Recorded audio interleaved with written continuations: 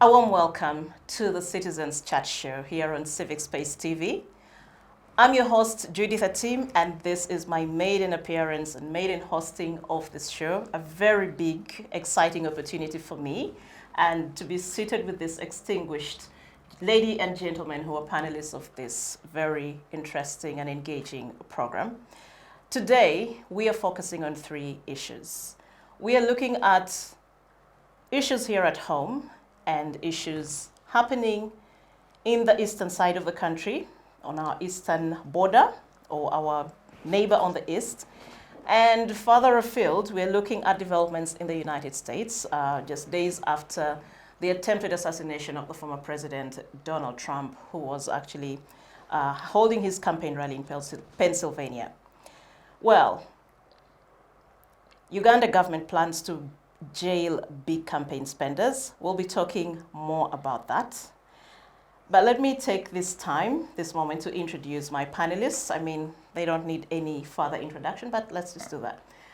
On the extreme left, Councillor Awich Pollar, retired Major and Director of External Relations in the NRM Secretariat.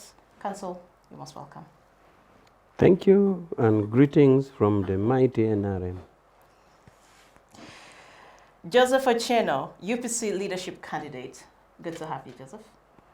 Thank you, and I'm delighted to be sharing this platform, this great panel, but the fact that you're our host, I am going to be saying that I must be a panelist on this show in as long as you're here. Fantastic. Thank you for that endorsement. Dr. Sarah Bireete, Executive Director, Center for Constitutional Governance. Thank you, Judy. I'm glad to be back on the show. Good afternoon, viewers and listeners. And last but not least, Mr. Ojambo Robert, who is the head of History Department at Kyambogo University. Robert, good to have you. Thank you. Good to be here. Yes. Let's just move to these developments about the plans by the government to jail big campaign spenders. Yesterday, that was the front page news on the Daily Monitor. That was on Tuesday. And Cabinet has endorsed a proposed law which aims to curb the heavy commercialization of our politics. And not too long ago, the Electoral Commission actually also made similar calls. And they were saying, look, citizens, we need you to rally and fight this vice. It is becoming a cancer to the country, and it is just not right. It is not healthy for our politics, not healthy for our democracy, and it is not just healthy for anyone. It's conservatively estimated that a politician will spend a minimum of 500 million. And this may not even guarantee a win. We've had cases of politicians spending as high as 3 billion shillings just to facilitate their campaigns, to win the vote. Just what do you make of this announcement by the government, or these plans to actually curtail or curb big spending? And who are the big spenders anyway? I think it's obvious. If you have a party that has the majority, You want me to say something? I'll start with you, Council. Well, I think for a long time there has been concern about the quality of leadership, although the concern has been so much at the legislative level. But I think we can talk all round. Many people thought that the spending in the election has contributed, among other factors, to a low quality candidature, because somebody who has money will use it to influence and therefore gets elected, and this compromises the quality of representatives. There was a law, and there is actually a law which prohibits this.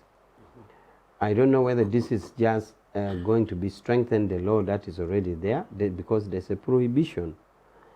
There was a prohibition already, but I know in the part of the country that I come from is that it is not even enough like it used to happen in the past, where a parliamentary candidate would address a rally and diplomatically, although it was the genesis of the whole evil, diplomatically candidate would say, thank you for coming, I've given your water to Mr. Okello. This time is no more. This time people line up and you give their money in their hands. Completely contrary to the law, even in the presence of video camera. So there has been a law, but it had been defied. Therefore, the thinking, I was seeing and I thought that maybe we would go to the climax where all of us feel it, and that is when we shall see it is a mischief. Because at the beginning, a few people had the means to do it, irrespective of the party. In fact, I could dare say even those from the opposition who are not NRM could do more, because the feeling was that you had to do more to counter. So everybody used it and they compromised equality.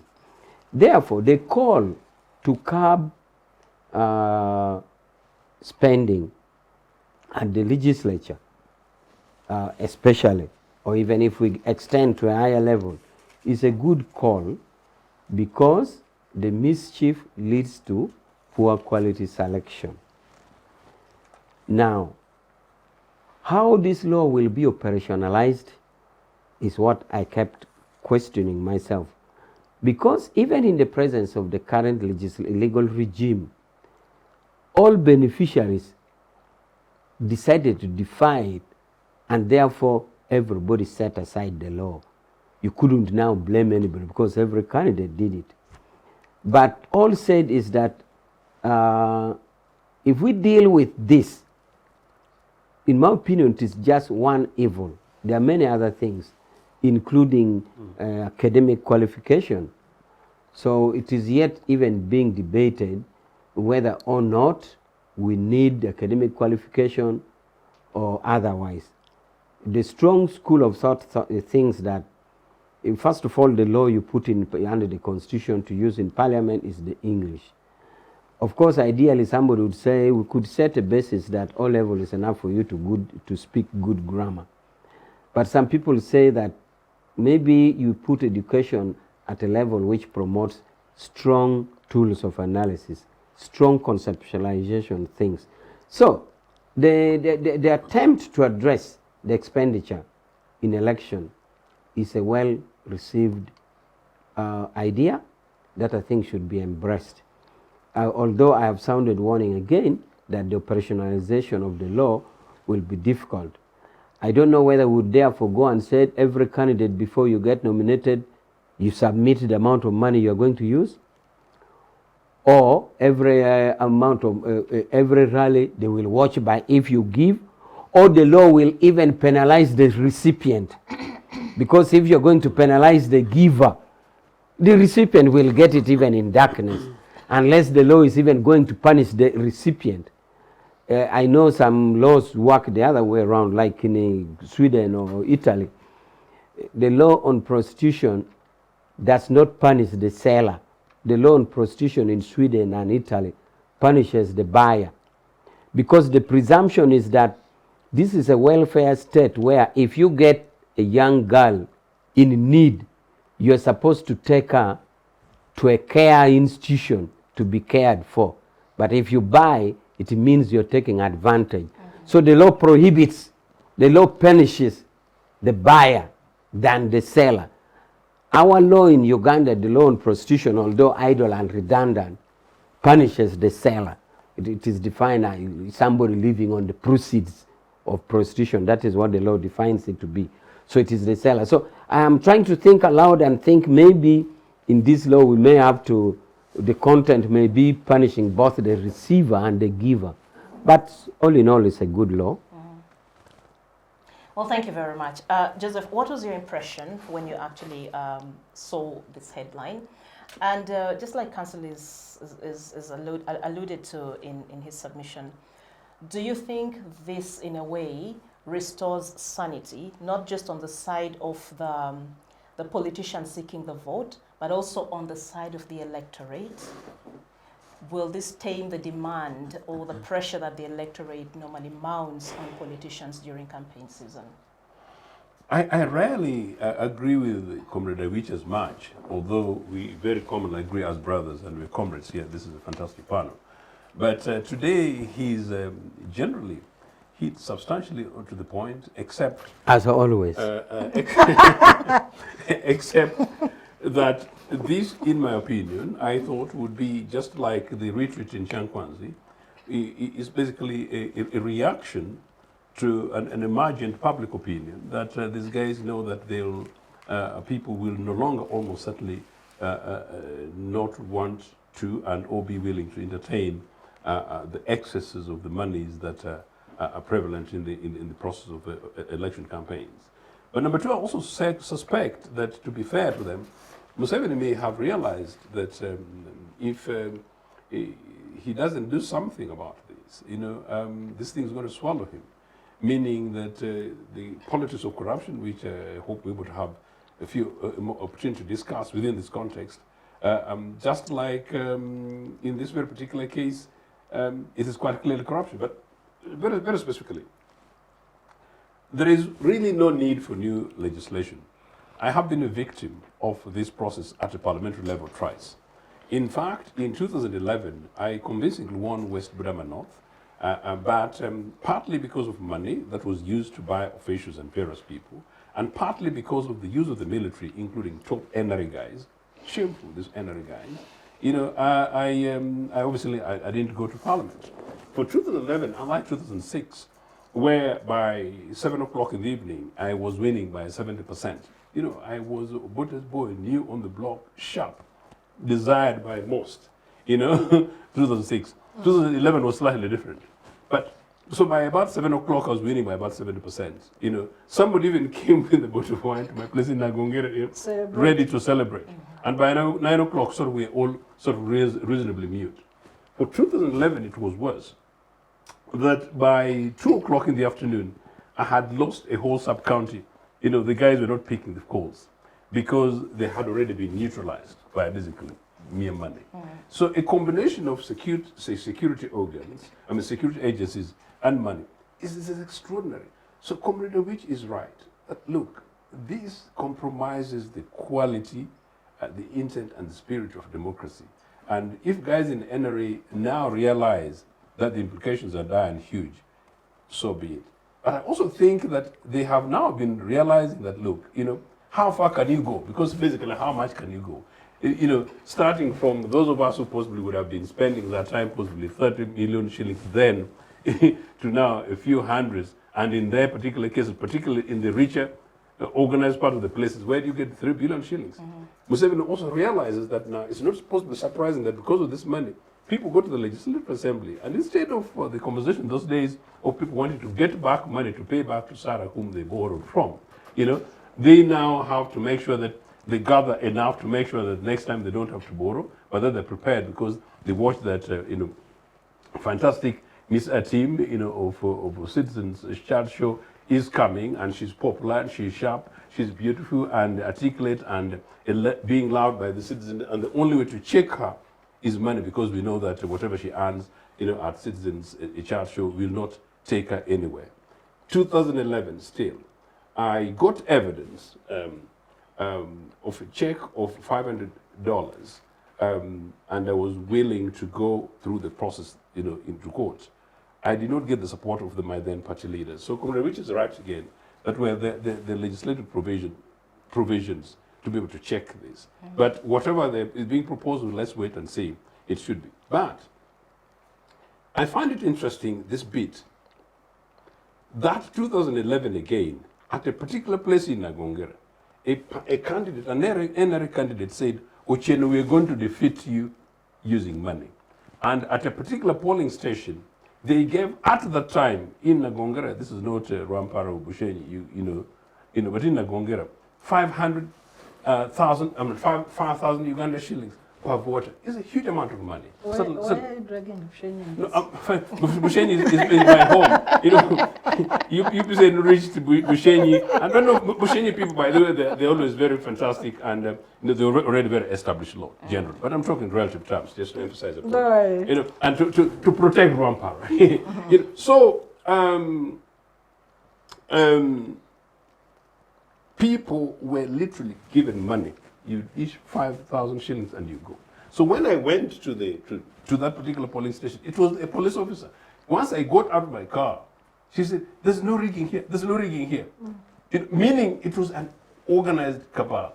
Now, that particular polling station was the largest polling station in the constituency. But I'm saying fast forward to where we are. I think it's something which is completely unsustainable. Something, and something that Comrade Awich is talking about. This money thing, do we punish also the recipients?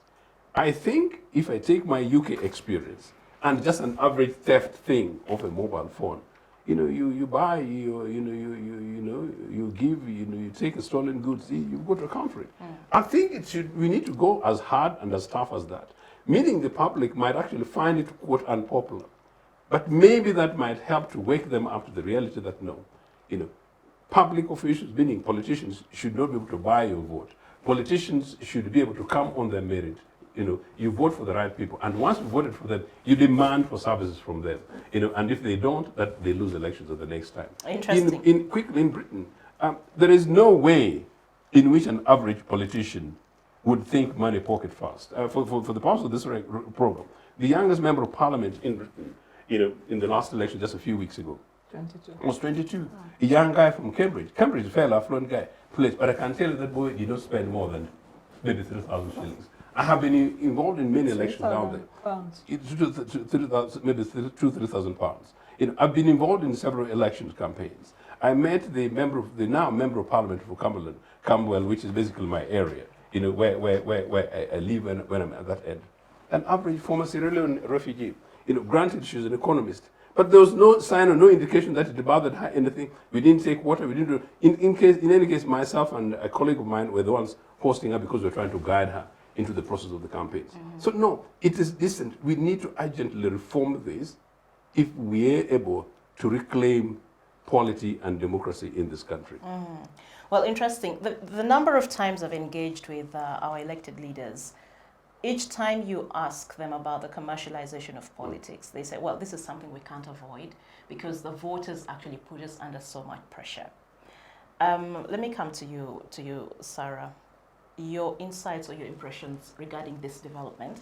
But also, do you think if this law is actually well enforced, do you think we'll have voters focusing more on issues? Will our politics turn to issue-based politics rather than what do I gain from this politician? Well, in agreement with my fellow panelists who have submitted so far, commercialization of politics has greatly distorted democracy, not only in Uganda, but globally. It's a big evil that turns elections into a grand public auction, where the highest bidder wins the democratic seats. Yet elections are not crafted to serve that purpose.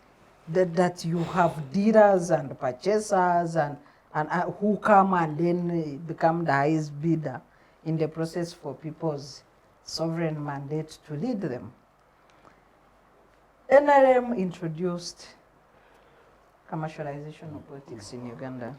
So when you have NRM leadership sitting in Chankwanzi and making such a decision, for me it's like Satan, after causing so much havoc in society, sitting in one corner and saying, oh my God, what have I done?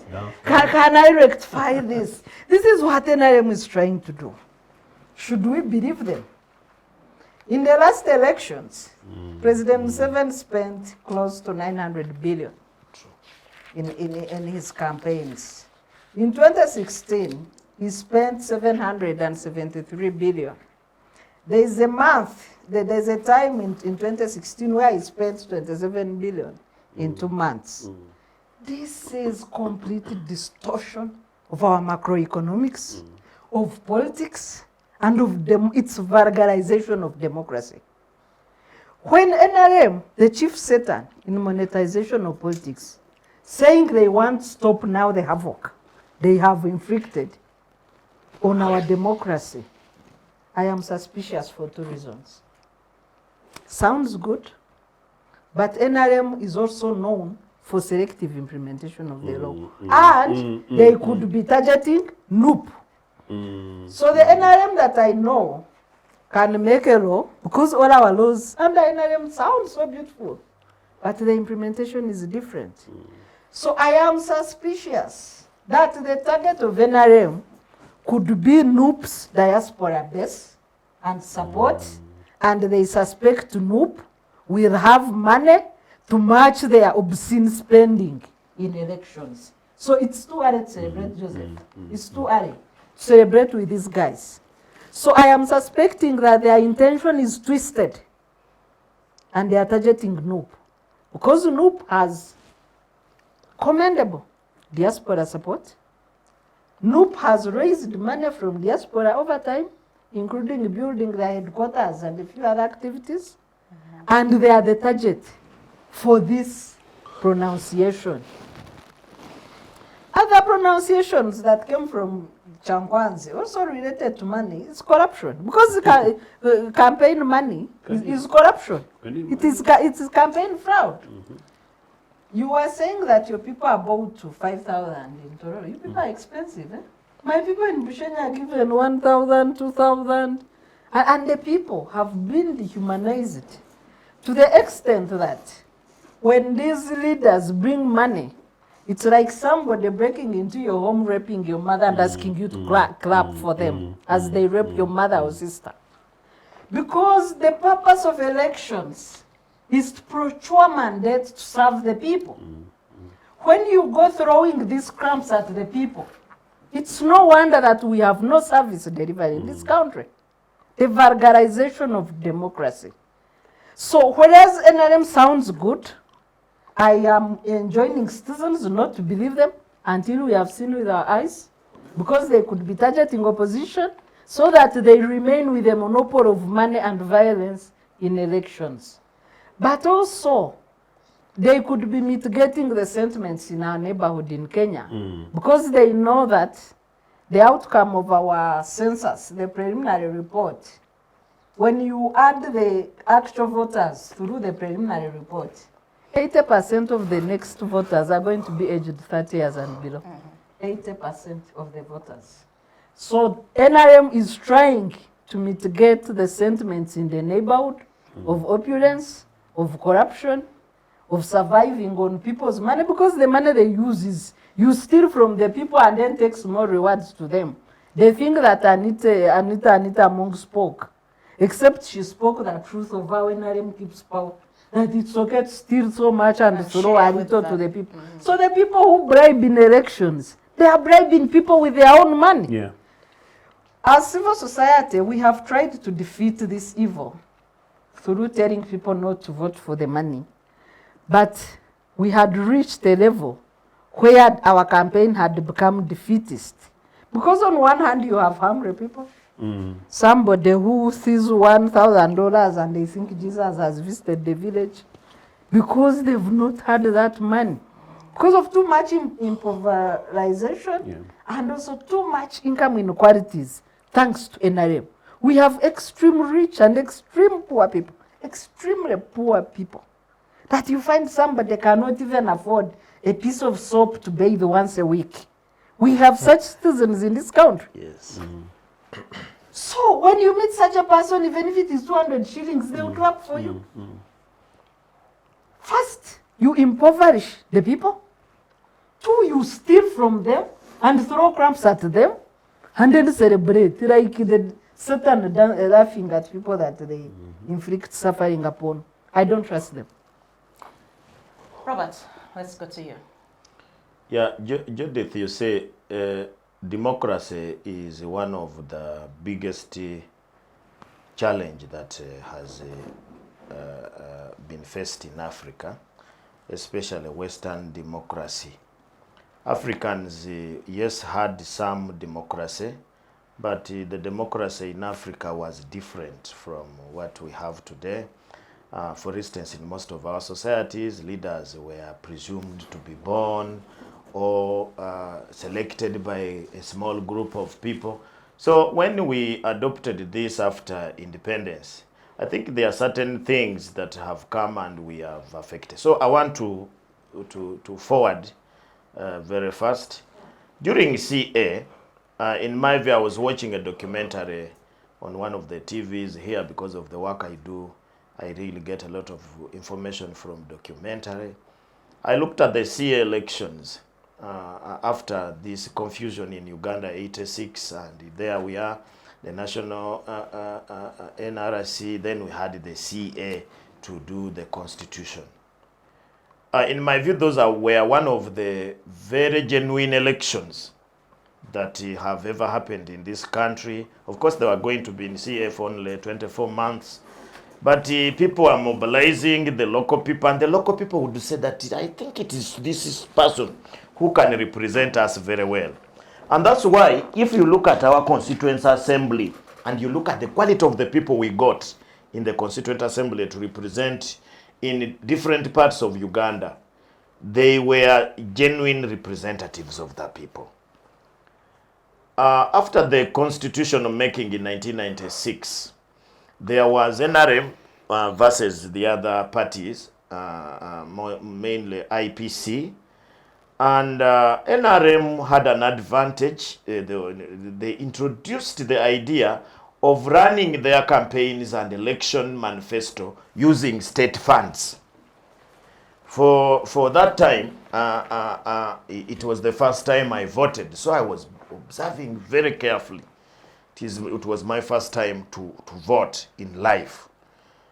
And I was thinking in my juvenile thoughts that it was the state versus another group of people. Because NRM, they were being escorted by soldiers, and in fact, some candidates, it was very good if you would put on a combat. You would sound even more serious that you are going to defend the country. And the president also appeared, if you can imagine in an election. A president appeared in some of the rallies in a combat. In combat, he would appear in combat. With many, actually. In combat. And that is how the mind of people starts being corrupted. I remember in that election, there was one I can just share with our viewers this experience. There was one Rwomushana versus Jim Muhwezi in Rukungiri. Yeah. And Jim Muhwezi was a very powerful man. You know, this is an NRA who had just come, and you know the Jim Muhwezi. Jim Muhwezi and money have never been enemies, especially ill-gotten money. And Rwomushana was saying that he was shaking the mango trees for the people to pick. That was the phrase he used. That his work is to shake the mango trees for the people to pick the fruits. Not to fail it. And I was wondering, what does that mean? And later when I went into the literary meaning, that they are going to bring for you money. Eat it, but vote me. Unfortunately for him, the money swept him away. Remember, Rwomushana was the representative of CA in that constituency, but he never made it for MP. Jim did. Katugugu did. And from that, the expending of money in an election has in fact become a norm. The state, first of all, uses the state resources, especially for the head of government. I was saying, this is CA, they missed to regulate that part. Because I would imagine, if the president of Uganda is campaigning for a post, is now a candidate for NRM. But at that time, we didn't have NRM. But when we got now parties in 2006, I thought that was going to happen. That when the president is campaigning, is now a candidate of NRM. Yeah. And therefore, he should be facilitated by the NRM to run an election. So the people in CA, or the people who are making the laws, did not do it elsewhere. I've seen in other democracies, including in America. The president of America continues using Air Force One because of the security. I know that is better. We are going to discuss it later. But because of the security of the president of the United States of America, he's not allowed to travel in another in commercial jets because of security. But I have learned that his party, if he's a Democrat, the Democratic Party, when he's going for those conventions of theirs, has to pays the state for transporting their candidate. In Uganda, the president tells people that all the money is his money. And therefore, if you deal with him well, you will get the money. And this runs down to the MPs. Majority of the MPs pay money in the NRM secretariat to be registered to be candidates, but expecting returns to be helped during campaign. In fact, you will find the vehicles going to either NRM secretariat or State House to be assisted in campaign, and you find all of them are camp there like beggars. And each one of them is given, if you are nice, you are given something to go and use to campaign. They have never declared where they get this money. Some people tell me that, you see, it is the money we have been paying. But I sit down, I'm not a very good mathematician, but at least I know arithmetics. I calculate the money that they pay per month because they declare to me how much they pay, and it is not enough to what they spend later. But they say, we get money from our friends elsewhere. But Robert, Yes. since you're a mathematician, No, I'm not a one mathematician. one source has suggested that this money has come from Mr. Museveni's cows. Of course, That that sells one those is ridiculous. That one tries to make us look like zombies, because a cow in Uganda is averagely 2 to 5 million. These normal cows, unless it is really exotic cows which are 10 million, but majority of them is between 2 million to 5 million. How many cows do you need to sell to raise 900 billion? They will sell all the cows in Western Uganda, all of them. So that one does not measure. So for me, I feel that first of all, this thing is almost institutionalized in the systems of Uganda. I don't want to blame NRM alone. I remember in the last election that Kizza Besigye participated in, he had a lot of problems because he was accused of bringing money from outside through a certain bank, and that bank has since collapsed.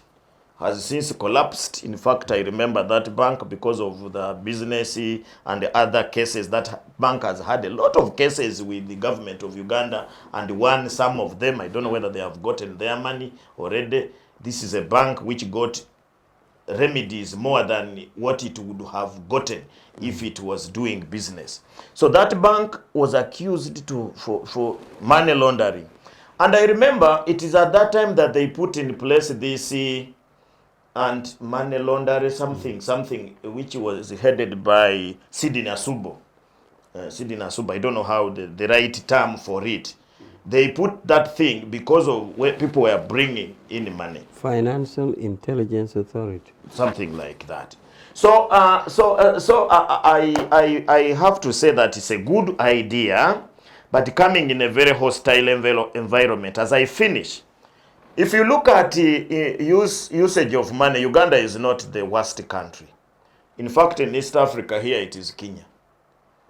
If you look at the flamboyancy of politicians in Kenya, I think very few politicians here would win an MP post in Kenya.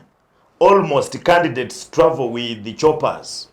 Here, there is only one guy who tried, my friend Agrawori, and his chopper did not even help him at all. But in Kenya, even just the ones who are poor constituencies in neighboring us in Bungoma here, you find a candidate is using a chopper to move from one place to another. With the presidential candidates, that is a given. Each one of those presidential candidates had choppers, and not a chopper, choppers. Like Odinga has personal choppers, about 5 of them, his own. The big power in Western Uganda here is Oparanya.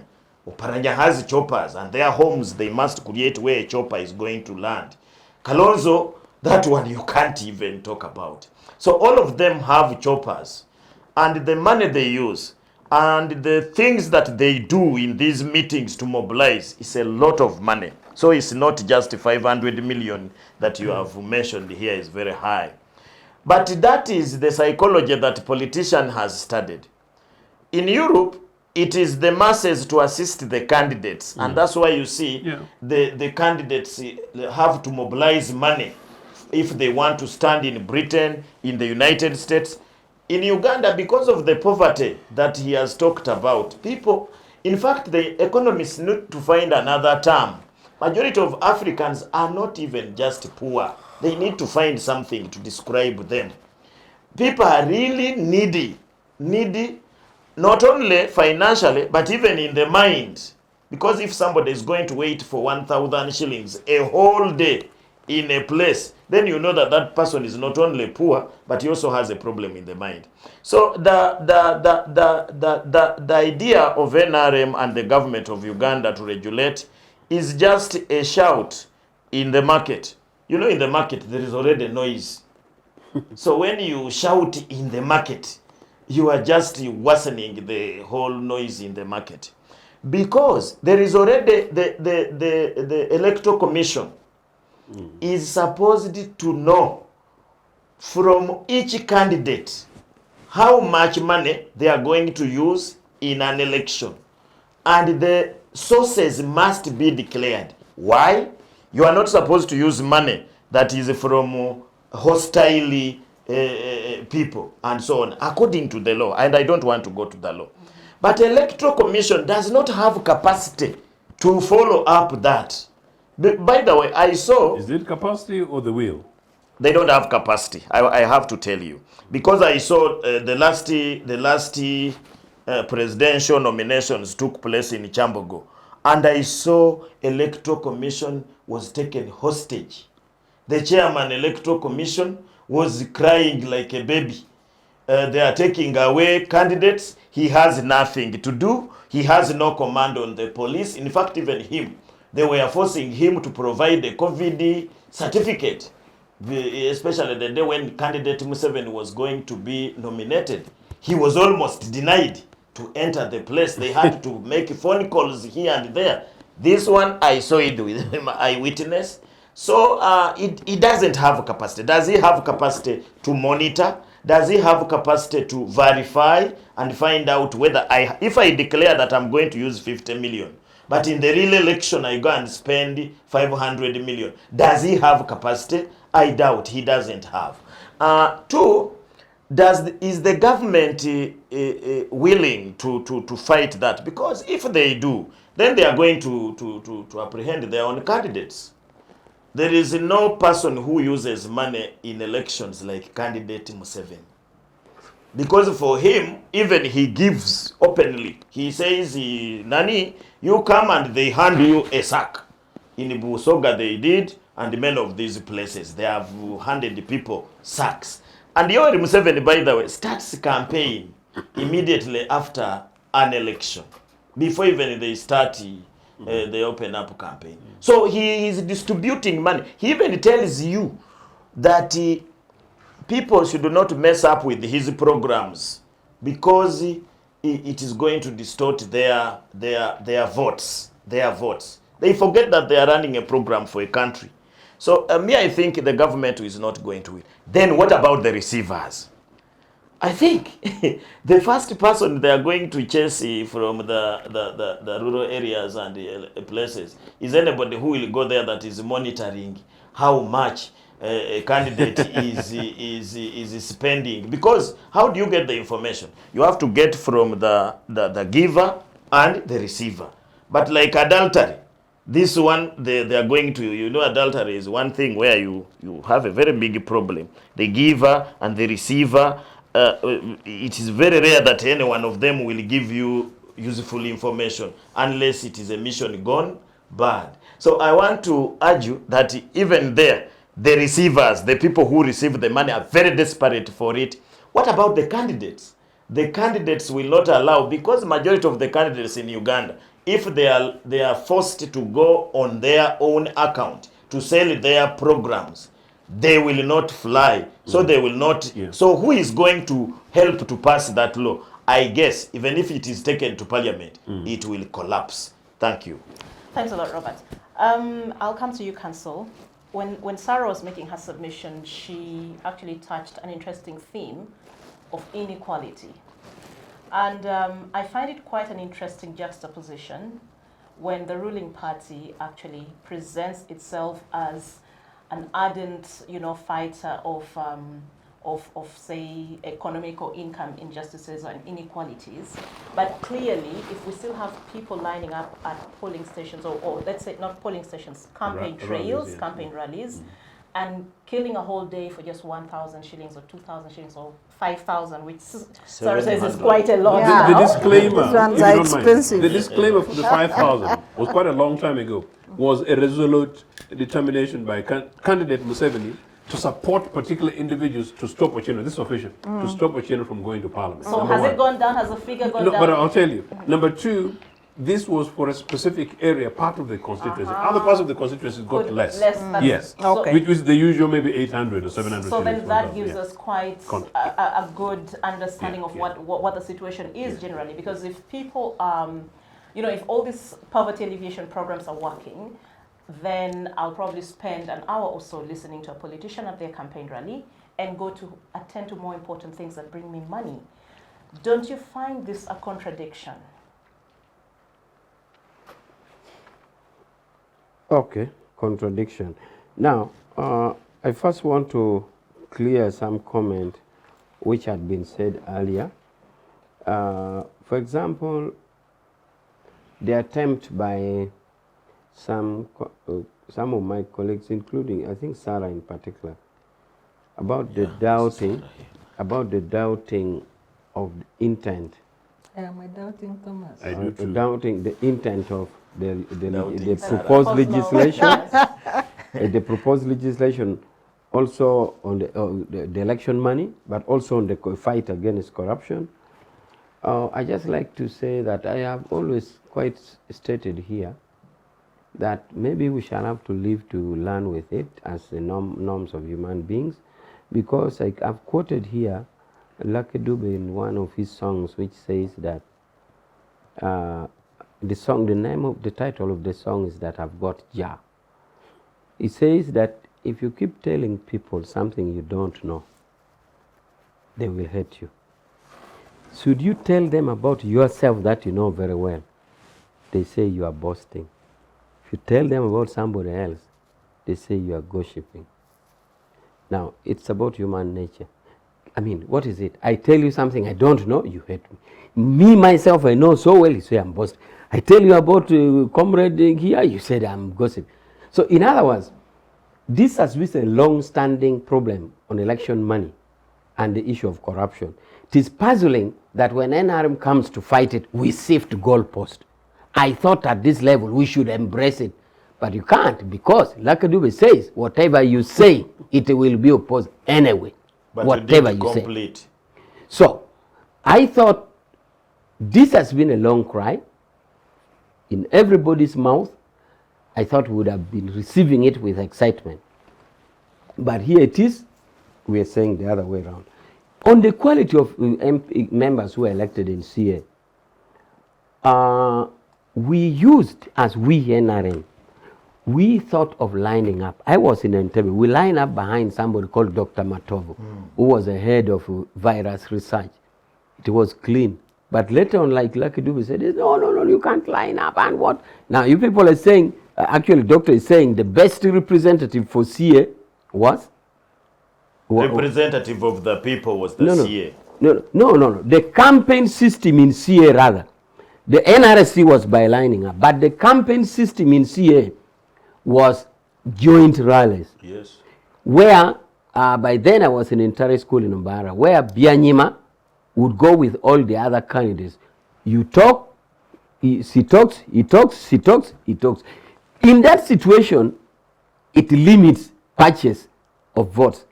If you choose to go individually to people's houses, then that is up to you. But all these systems were fought.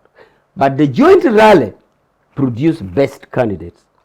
But, like Lucky Dube says, it was done away with. We said, okay, now you want to go in your own individual rallies, and that is where they wanted to buy votes.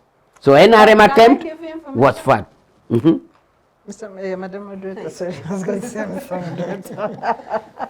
Yes, so why do I doubt NRM? Is that an information? Yes, I'm giving information on why I'm doubting Thomas. The 10 points program, under point number 3, NRM came with a slogan of elimination of all forms of sectarianism. 38 years down the road, the only people you arrest for sectarianism are those who talk about it being conducted, especially by First Family. Those journalists cannot survive jail. So why should I believe you? Anyway, I was talking about the feeling by Dr. Robert that CA produced quality representatives. And I said it produced quality representative by elimination of use of money, by use of joint candidates. Now, joint rallies, that one was fought because the presumption was if we go together and address the people together, there's no way you're going to start throwing money around. The system was fought, but the result was good. It produced people like Cecilia Ogwal, produced people like Okuli Park, produced people like many other people who came up. But as you said, that system, they fought it and we abandoned it. Now the issue of money that was mentioned against Jim, it's unfortunate that of course for us lawyers we believe you should say when somebody can defend himself, he's not here to defend himself. But I think there's no evidence. Very difficult one to contest. It is difficult to prove that he used money. But Jim, I know, is a very competent cadre, well tested. Competent, yes. Well tested. I just like to say here that NRM doesn't use state money because we have our clear sources of funding. We as you already said, we nominate candidates using money, a lot of money. We even feel it is discriminative because it puts out some poor people. But we also have colleagues, have comrades. And we do raise, like in some time back, we have colleagues around the world, revolutionaries who would give us money. And these are done within the law. About the MPs, whether they will accept to burn their own bush, we believe they will because the NRM wields the majority. And if this bill, as says bill coming from the cabinet, we have our chief whip. The idea of the whip is to whip the parties into voting according to the proposition of government. But Council, if I may, do you confidently think the head of state will not use money in his campaign in the coming elections? No, the head of state will not, because whatever that would appear to be expensive on us for our candidate, the flag bearer, is that if the flag bearer is an incumbent, it has a lot of components about security. And the current legal regime in Uganda protects the head of state even when he's a candidate. It's not like the American legal regime where the party buys in to protect him at that stage when he was a candidate. If we move as Ugandan to that level, there be it. But for now, the legal regime protects a head of state until he hands over. So if we move with our current head of state as a flag bearer, and for God forbid, comrade wins, since he's going to contest as UPC flag bearer, win, yes. Not until we hand over to you, he will still be protected. So in the protection, it appears like a lot of logistics, the convoy, the security, and all that. But in the use of money, we shall use money within the legal means that is required. So about the contradiction on that you ask, when it comes to money, it wouldn't even matter even if somebody there was not poor as per se anyway. Poverty, you can easily define who is a poor person in Uganda. The World Bank definition is anybody who lives on $1 a day or less than $1 a day. But I can assure you, when it comes to money, if we don't regulate the use of money, even the rich will get this money. Why? Because the rich, there are some rich in constituencies who pose as if they are the opinion leaders, as if they win opinion of people. So these opinion leaders are necessarily not poor people, and yet they will want the money. In fact, some of them even get bigger money than the ordinary person who lines up. And therefore, the idea of poverty vis-a-vis temptation to buy does not hold, because it's not real about poverty. Including opinion leaders in constituencies whom you would presume are way above poverty as defined by World Bank, they still get the money. In fact, big politicians go to them and give them even more money so that they now exercise their role of opinion leadership.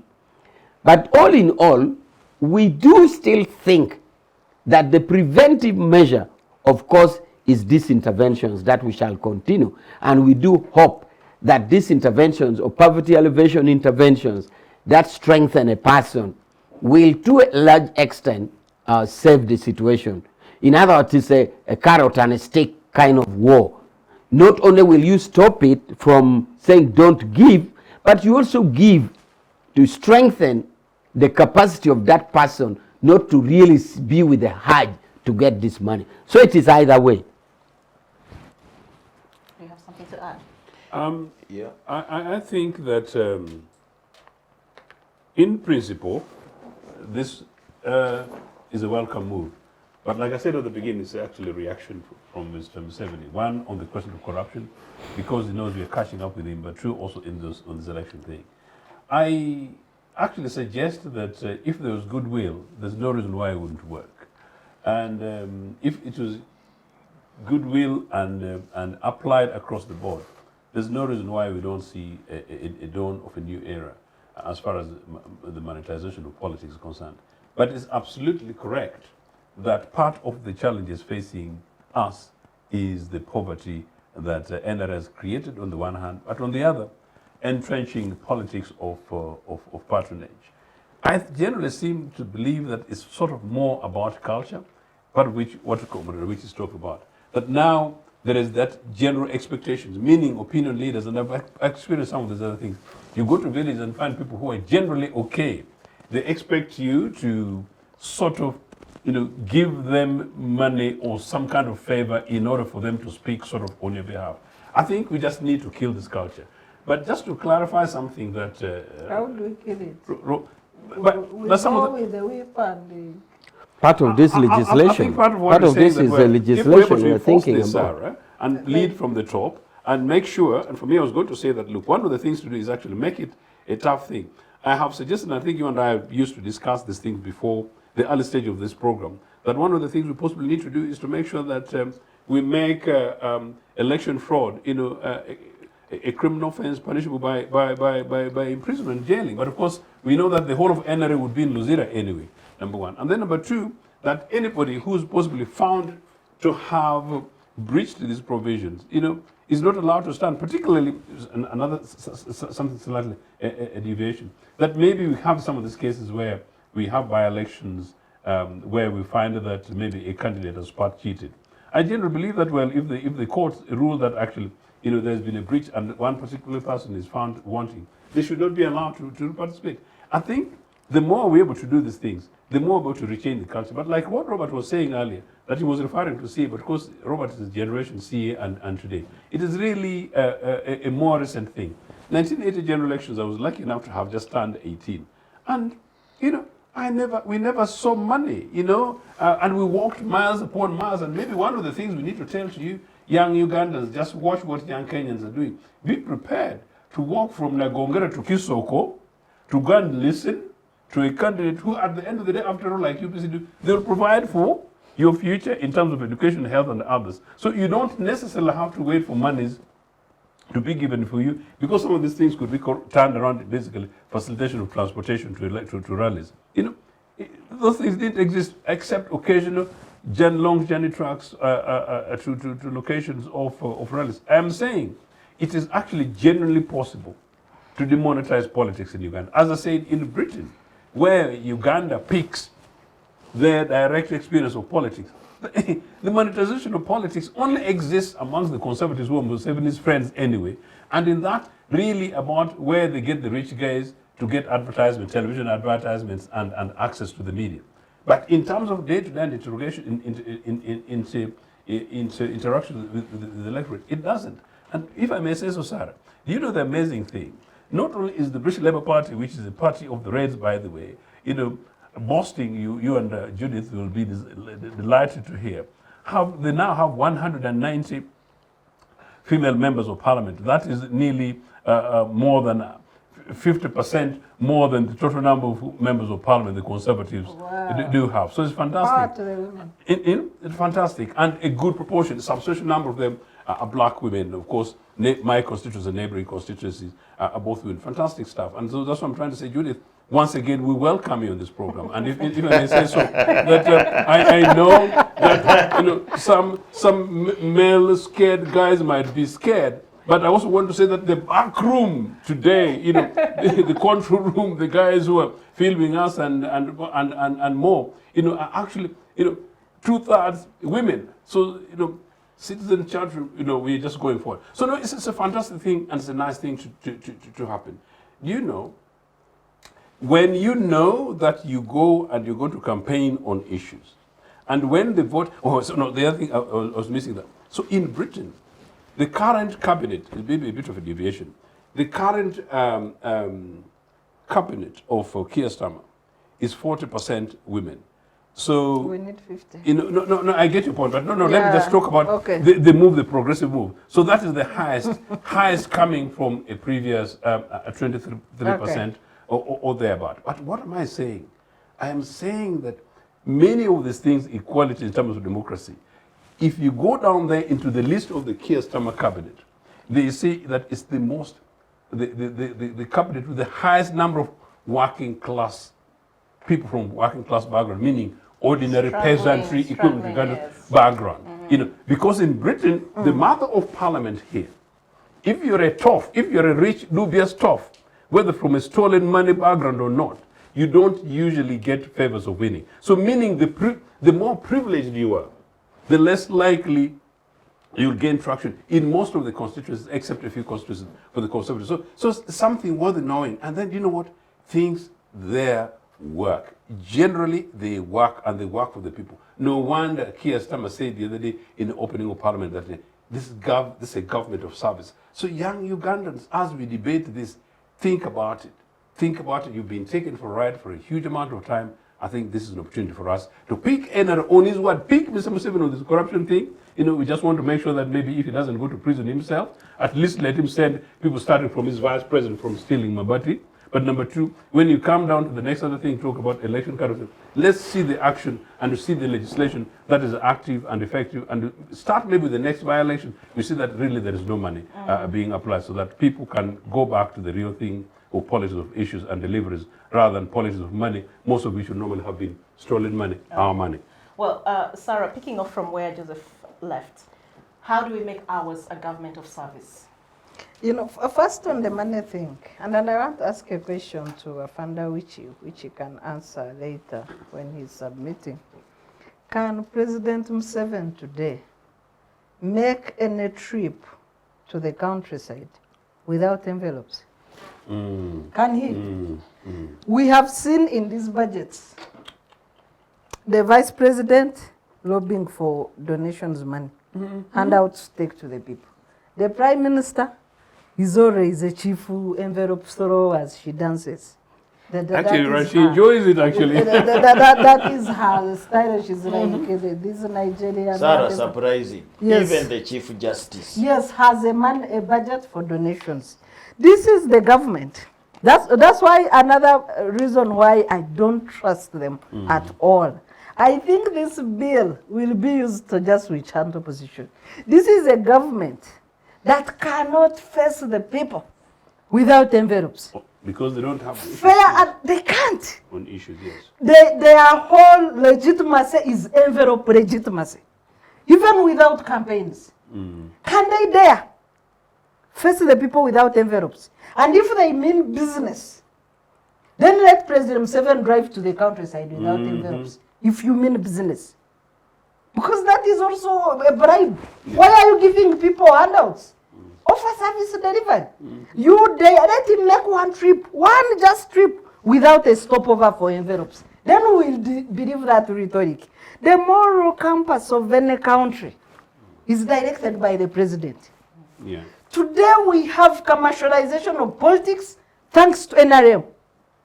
That's why I said that this is now Satan sitting in a corner scared of the evil they've created in society. It will eat you up. It's just a matter of time. So how can we, what was your question? How do we make ours a government of service? Get rid of NRM. NRM cannot. Yeah. After 38 years, forget it, fellow citizens, they cannot. You cannot give what you don't have. 38 years, we know what NRM can offer. They are not a chameleon to change overnight. No. Robert, if you could pick up from there, how do you think, I don't know if you share similar views with Sarah, but how can we make ours a government of service? One that actually puts servant leadership at the fore of everything they do and not self-aggrandizement. I strongly walk Sarah's path. Thank you. Because Baganda have a saying that nanyinemo wabemva. It's quite very difficult to fight stealing in that home. For those who don't understand Luganda, if the house head starts stealing food, let's generalize food, but most especially the Baganda talk about meat. You know, meat was not a very common thing in Uganda here. And you find that the head of the family is the one stealing the leftover of meat which was kept for tomorrow. It will be very difficult to fight theft in that family until that head of the family either is removed or punished or something happens. Now, in this country, most of the things we have, the major problems we have in our elections, of course, today we are concentrating on money. But we have two major problems, money and violence. That's right. That's why some of us are not in politics, because of those two, money and violence. Now, if you look at violence, the people who really cause violence and even talk violently, I just want people, without mentioning the name, mentioning the name of the person I'm talking about, just go back to election campaigns and listen on the candidates we have had since 1996.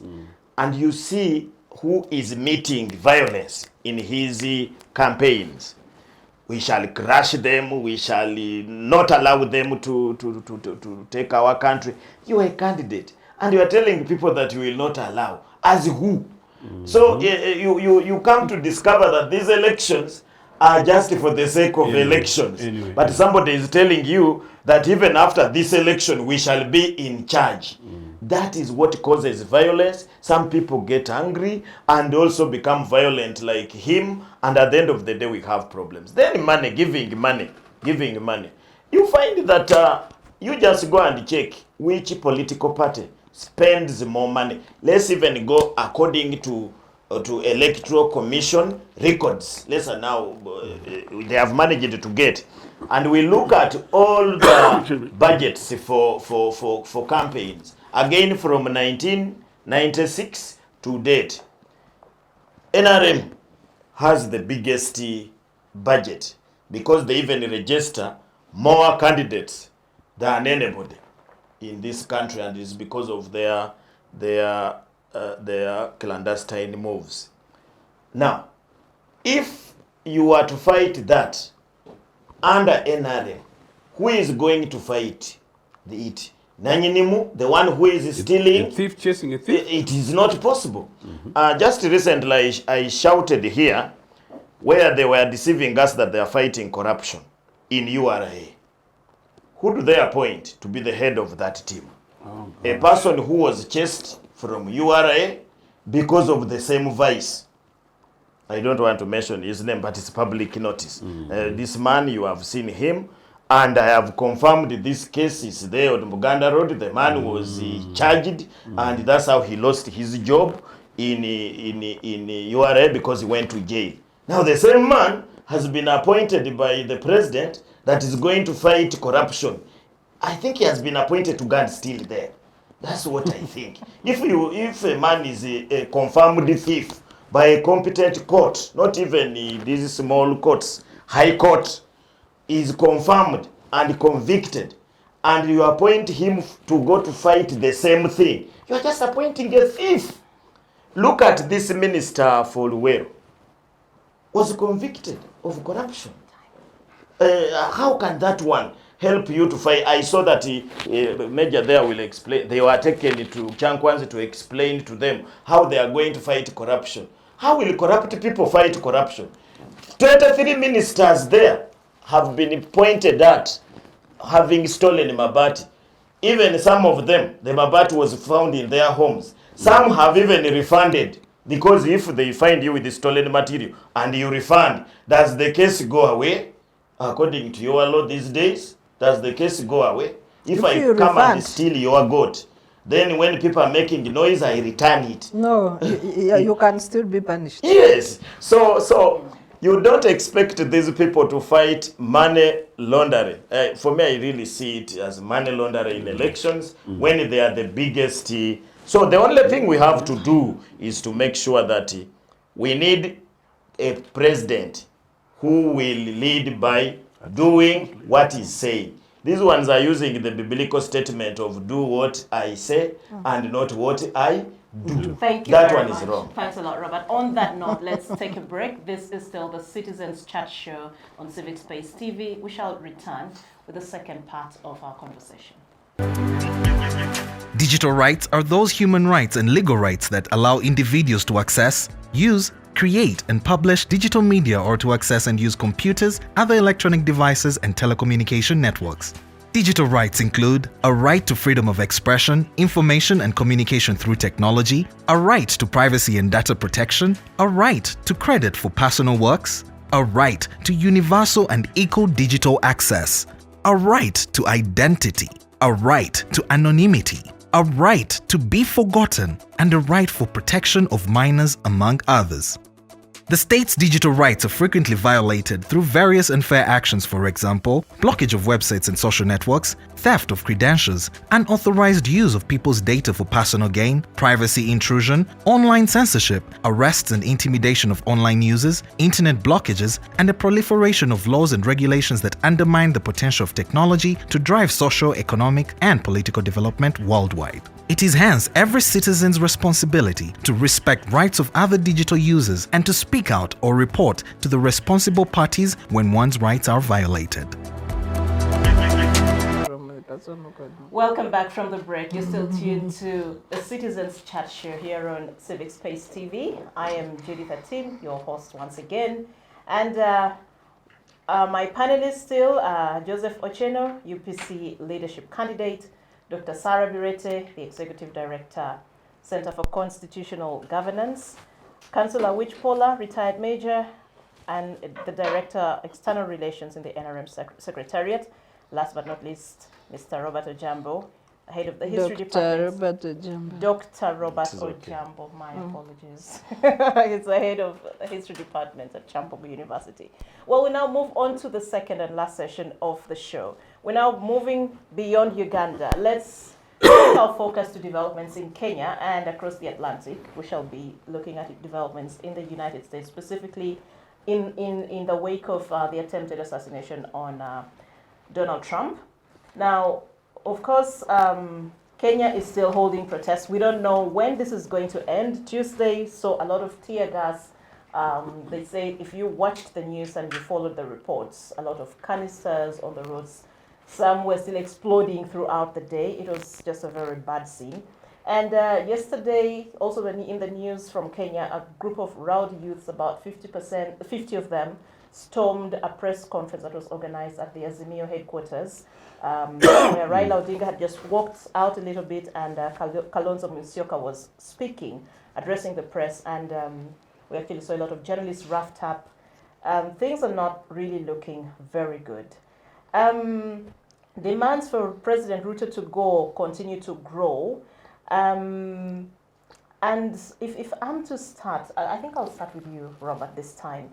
What do you think Ruto's response to these demands will be like? And do you think Kenya needs a new government? And if so, will it respond adequately to the demands of the Kenyan people? Yeah, three things. Of course, what would have been the normal thing to do is to go for an election, but that is not provided for by their constitution until maybe something happens to the president together with the deputy president. Then the second thing, which Ruto is now doing, and I've said this, Ruto is a man of backroom politics. He has been trying to talk to different groups of people. As I said, he has spoken to Azimio, and as I speak now, he has caused a lot of trouble in the Azimio. Kenya Kwanza, that one collapsed. But now Azimio has also been infiltrated by him. And it seems that because of the vying for the AU position, the old man, Baba, is somehow compromised. Although they normally say that in Kenya, Baba is always correct, for the first time I'm seeing members of Azimio disagreeing with Baba, including his strongholds like Orengo, like Kalonzo, like even his deputy in Azimio, Martha Karua, and most of the people. And it looks like it is going to cause trouble in Azimio, and that will mean that there is a lot of trouble. Then the second thing which the media is not bringing out very clearly is that the demonstrations had gone down, but there are two things that have come up in Kenyan politics. One is abductions. People have been abducted, including a former minister was abducted the other time, but that one, because he was a minister, people made noise and he was left. But there are so many people, especially young people, who are under incommunicado. Then the worst is the dead bodies that are being recovered. They are over 30 that have been counted and reported. And unfortunately, nobody knows who is killing these people. Yesterday, they paraded some innocent man. It looked a movie. It looks like a movie, and the man is saying he has killed all those people because they destabilized his family for the last 4 years. So he has been very angry. But what a coincidence that he decides to kill these people during this time. They took him to court. First of all, they took him to a court in Nairobi. They said, no, this is not the right place. And he was immediately whisked to another court, and he was charged, and immediately he accepts that he is the one who is killing people, so many people. But the politicians, the voices among people like Jirongo, people like this senator from Busia, the controversial man who is not a lawyer but who wins cases in law, that man, I've forgotten his name, and many others are saying you cannot go into dialogue with Ruto when bodies are still floating on rivers, and people are still being abducted, and the young people are still. So there is that huge commotion in Kenya that I think with the DP, the deputy president, I think he has calmed down, and it looks like his people are also calming down, because the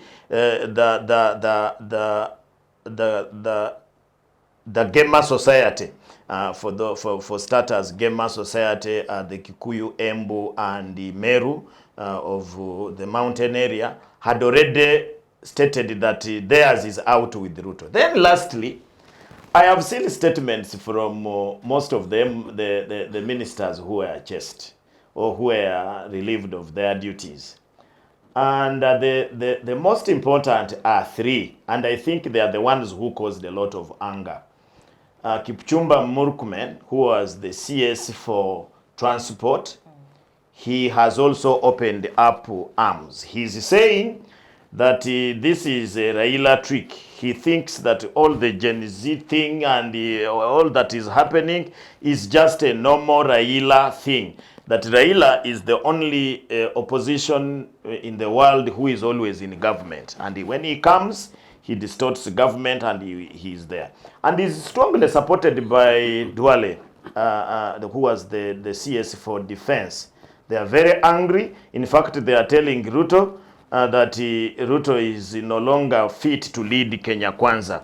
And all of them. Of course, Kindiki also is very angry, says Ruto has wasted a lot of his time. From the time of ICC, he was his personal lawyer, and he has been guiding him to make sure that they remove the mafias, they call this other group the mafias. Mafias from the politics of Kenya. Now they want to come back. So there is a division in Kenya Kwanza, there is a division in Azimio Kenya 1. So that is a recipe for a lot of problems in Kenya. I really see a situation where this thing, if it is not handled very well, although the Gen Zs were non-sectarian and all these other things, it may end up to be ethnic. Because I saw a big group of people also accusing others for failing their leader, Ruto, from the Kalenjin society. They said each person has come and they were now speaking to the Kikuyu. They were saying when Kibaki came, they supported them and Kibaki did his 10. Uhuru came, they supported Uhuru and Uhuru did their 10. Now it is their son.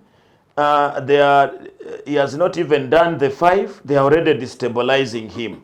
They need to take them a little serious. And if people remember in 2007, the conflict began between the Kikuyu who were living in the Kalenjin area, and it went to the Luo land and other places, and before we knew, the whole of Kenya was in chaos. So this thing, if it is not handled properly, it may end up into problems. The East African community would have assisted, but it looks like the East African community, everybody has gone on the sidelines. Even commenting, they are not commenting.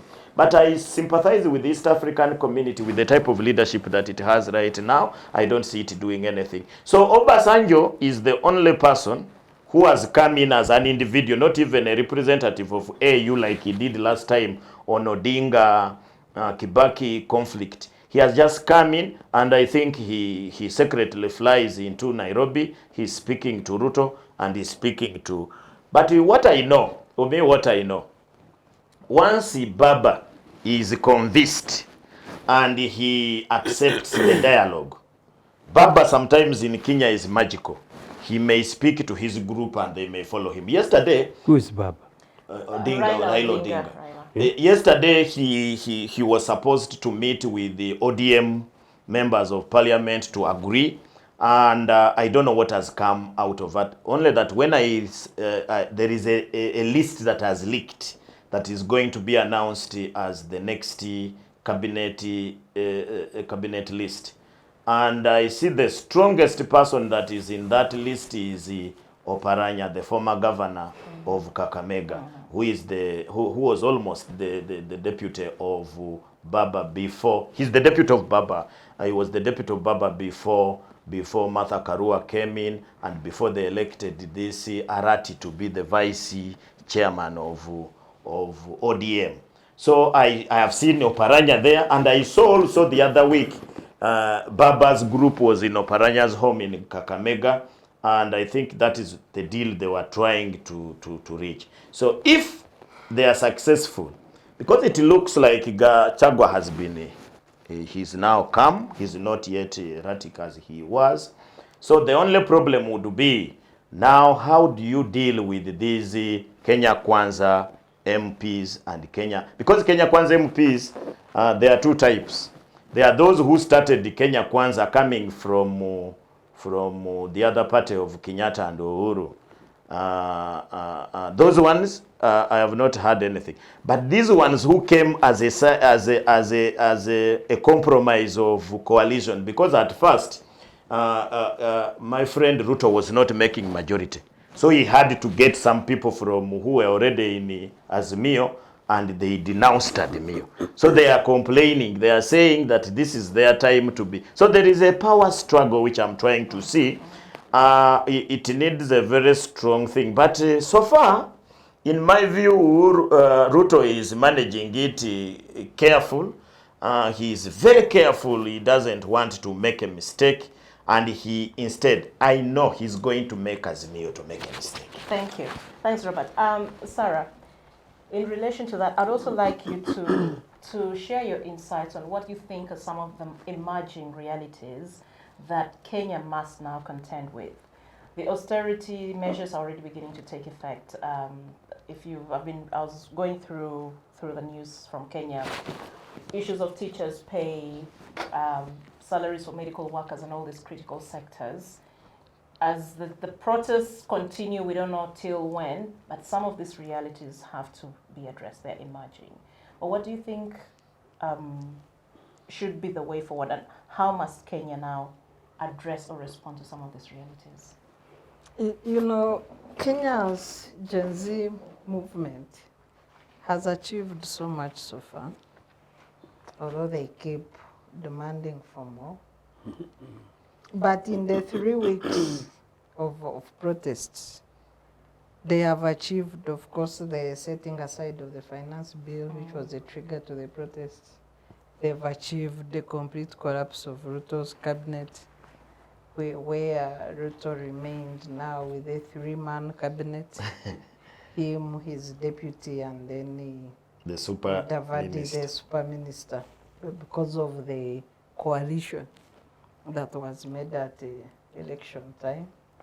And they've achieved fundamental budget cuts, including State House budget cut, 50% budget cut for renovation, suspension of purchase of vehicles, closure of first lady, second lady budgets, removal of classified budgets that NRM uses to take handouts to citizens, and so many.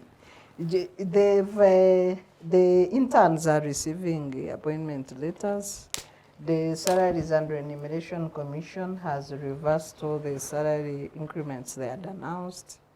The Senate and MPs have turned down salary increments.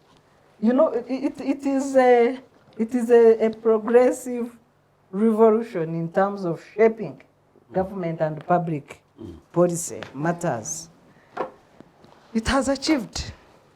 Whether the dialogue that the Gen Zs are not interested in would achieve much more.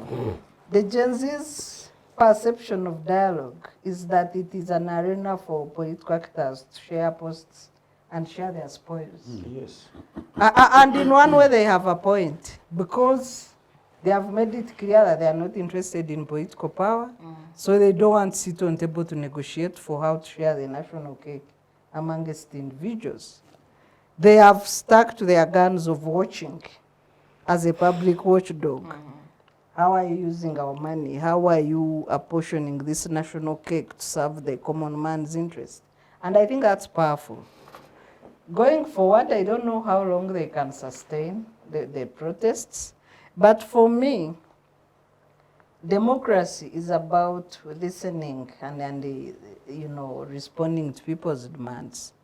In a way, it is a win-win scale for both Ruto and Gen Zs. The people are demanding and the leadership is responding. So if Ruto manages to constitute, there are demands now for that the former cabinet secretaries should be investigated for corruption. If those things that happened in Dubai and wherever else, they might end up, you know, being prosecuted.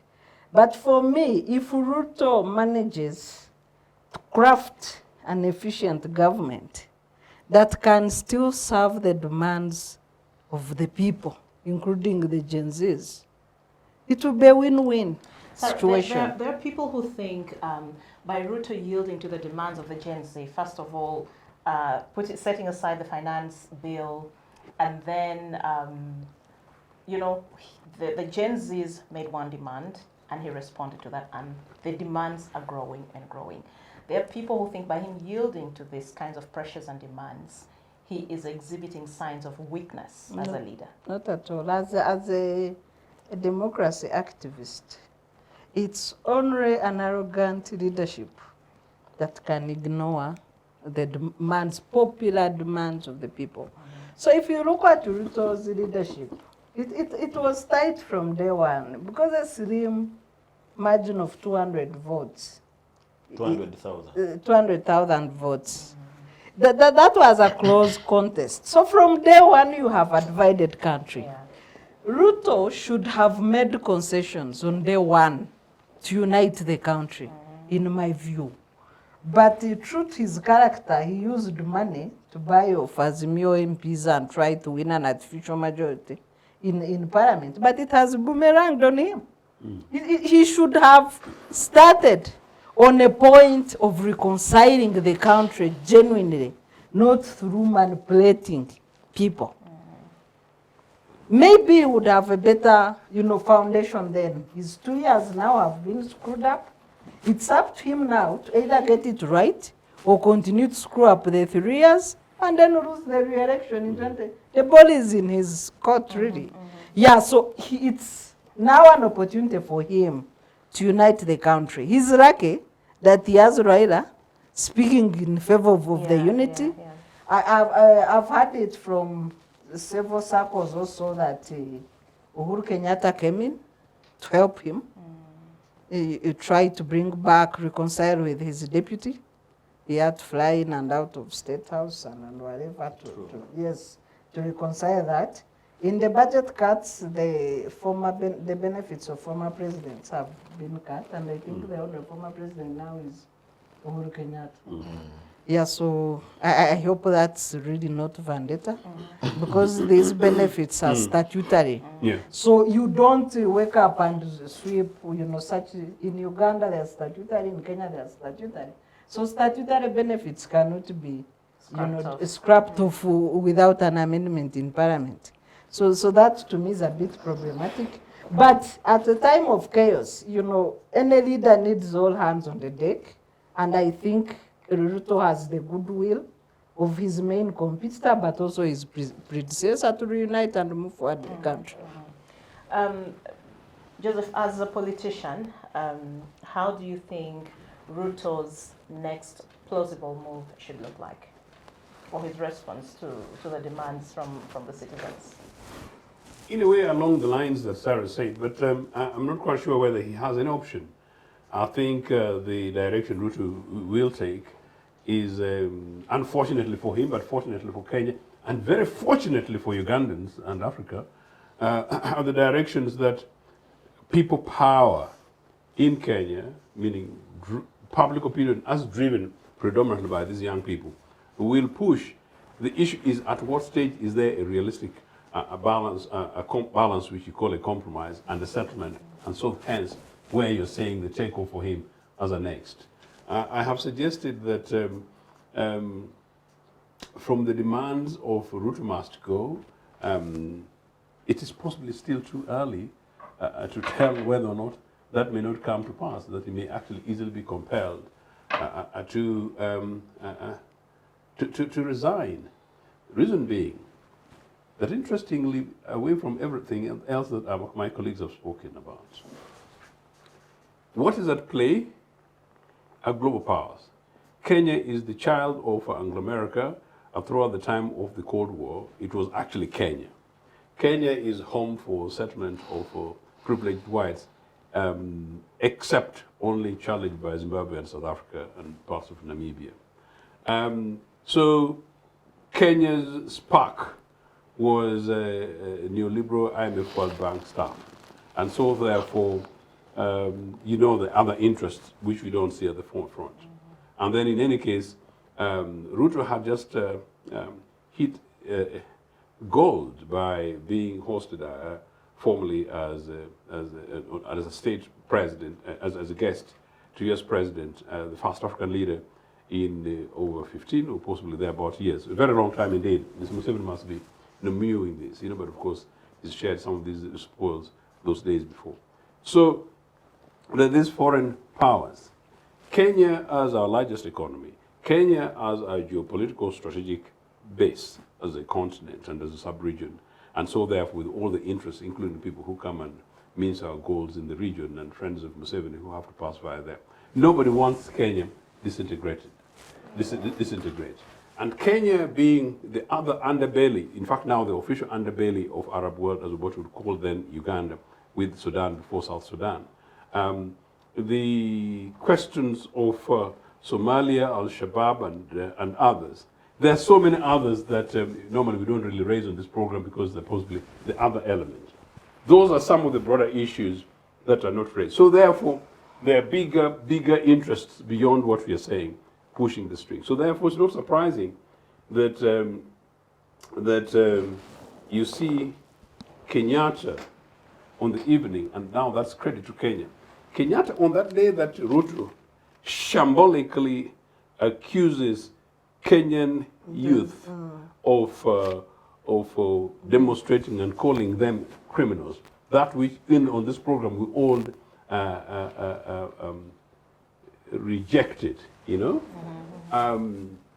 had to make a comeback. Ruto's comeback was in part as a result of the shock that there was no other way. If you took that route, Kenya was banned. But number two, Uhuru Kenyatta came out with an immediate statement, a fantastic statement, really the elder statesman, the voice of reason, who addressed directly Ruto and addressed the young people of Kenya and actually told Ruto very, very specifically that leadership is this, that you must listen, part of what Sarah was saying. So indeed, the balance of responsibility is that you can't just dismiss. And hence, in part, whatever happened the following day. You will definitely know that by that time, almost certainly an American top official, if it's not Secretary of State, an American president has spoken to Ruto. Almost certainly the South African president. Almost certainly other important regional leaders, what's going on. And definitely at the back of it, as I said, don't forget, the youth demonstrations came on the back of last year's massive rallies by Baba Raila Odinga across Kenya. So Kenya was substantially already very well established church. So really the kingmaker there was Raila Odinga. So Odinga would have been down there. Now, where we are at the moment, I saw Sarah going towards that direction. I've been following very interesting. If you see the demands of these guys, they're actually asking for a headless revolution, a total overhaul of the system. It's absolutely impressive. But at some stage, as you ask me as a politician, you then go ahead and ask, so then if this happens, what is it? Are we getting a Cuban-style revolution? Or what is it? And then at that stage, who takes over the institution of state? And so hence then these conversations by political leaders. I suspect, therefore, that these leaders, including Raila, would have been pushed that you guys are the voices, commonsensically. You either come in to participate to save this, or your country, meaning our country, is going to go into flames. And I think sort of that's where it is. Now, where Sarah is again absolutely right is this question of the win-win situation. The impressive achievements thus far by these young people, massively impressive, and in fact, historic and unreversible, it's seeming unreversible for Kenya, and I hope Uganda gets down there, is one in which your question is, not only where do they go, but how is it settled? That is where, for the first time, I was getting rather jittery, that when we begin to say that we don't involve the current leaders, meaning so therefore, naturally, Uhuru Kenyatta, Raila Odinga, as really the lead voices of reason there, whatever their opinion, to get involved into this, then what else? Because quite clearly who is and who will be. And so I hope that there is a genuine persuasion from all sides that there is a semblance of a new national unity, government of national unity. But please, let's not blame the young people. Deals took place and there were no results. Deals took place, people got betrayed. Deals took place, the majority of Kenyans go to Bireete. So these guys are actually quite right to believe that, look, these guys are very much about their deals and never about ourselves. So an important balance for them to strike. What is the alternative? My hope is that whatever deals that comes out from a government of national unity, whatever the semblance, is one in which the new government of national unity will know that it's no longer business as usual. So you can't commit to what you will not be able to deliver, because these young guys are not only there, but they're getting stronger, they'll be getting older, they'll be getting much mature, they'll be getting slightly anything, if anything, much more land. Now, in one of their demands, again rather impressive, part of this other, imprison this dubious one in who went to Dubai. Just like we say here in Uganda, Mr. Museveni, if you're serious about corruption, send to Lozira these dubious criminals in your cabinet who stole from the poorest of the poor. Straightforward common sense. So if you don't do it, it's much more for commitment, not necessarily that's an impossible, impractical thing. And then number two, cabinet, the youth were saying, the proposed cabinet should be a certain criteria. Now, the criteria they give are not impossibilities. And then finally, we shall screen. These guys should not be able. So really, there is room for negotiation, discussion. And as someone who's relatively lucky to have been a party to some training in peace building and negotiation and mediation, political, that is, this is not impossible. As I said, it's good to wait, but I am genuinely pleased that the rest of the other key leaders are coming. I don't think they're coming because of their will, but of course there should also be a bit of an optimistic thing for them, meaning there's news and others.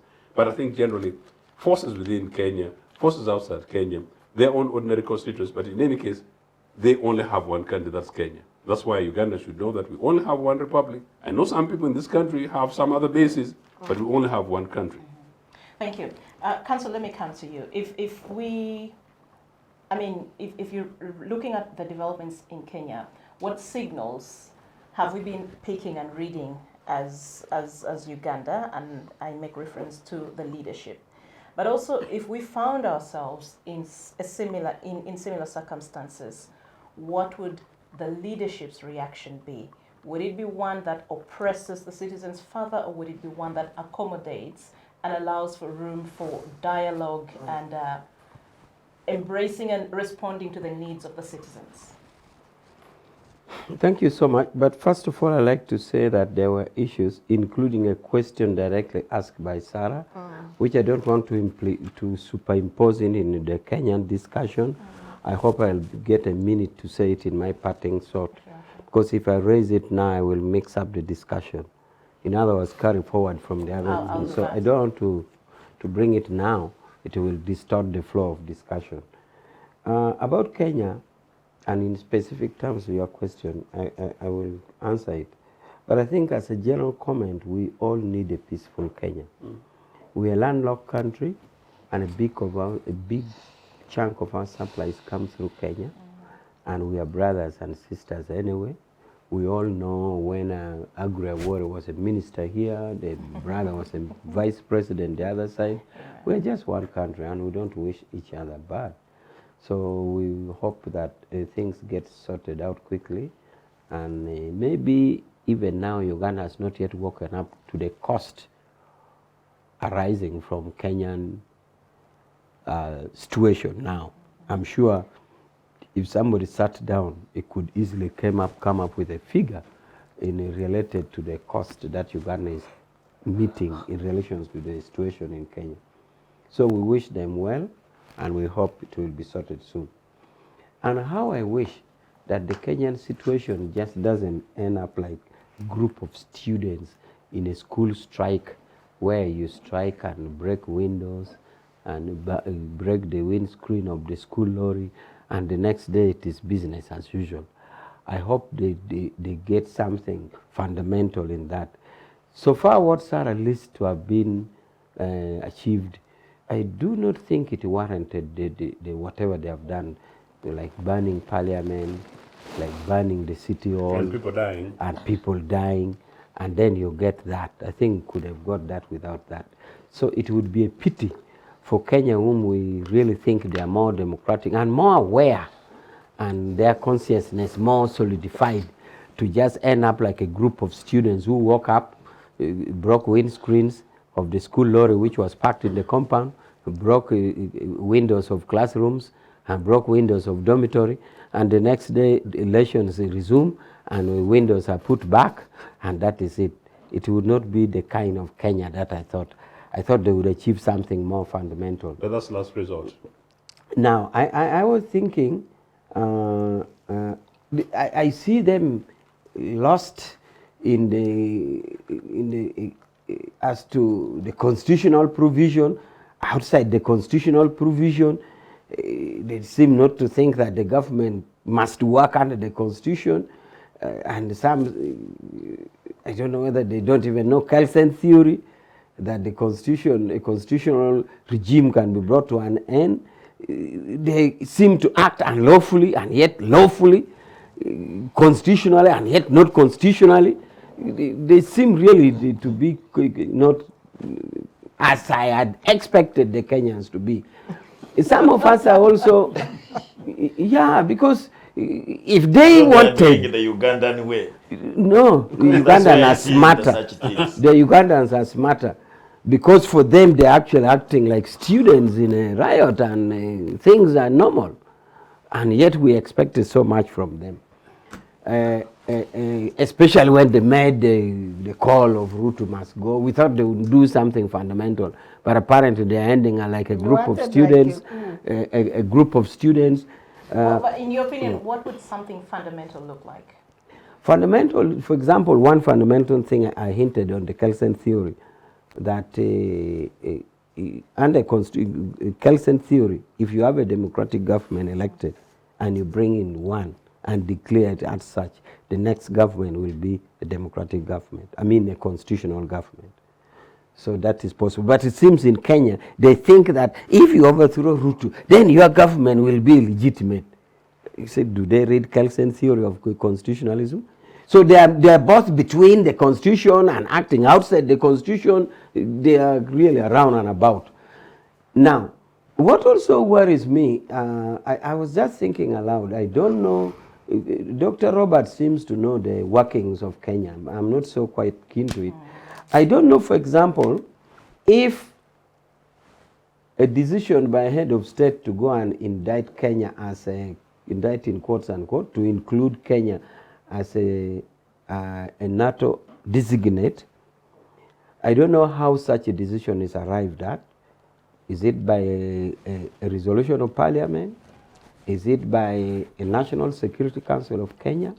Is it by a presidential directive that have gone to America and have made Kenya a NATO designate? I have been in touch with members of some political act. For example, the Communist Party of Kenya. They are very, very aggrieved with it, and they seem to think it was a betrayal of the highest degree. Yes. By a designator making a Kenya a NATO ally, yes, a NATO country. So this is why I'm wondering, is it really a resolution of a National Security Council which sent Ruto? Is it a resolution of parliament that Kenyan parliament did?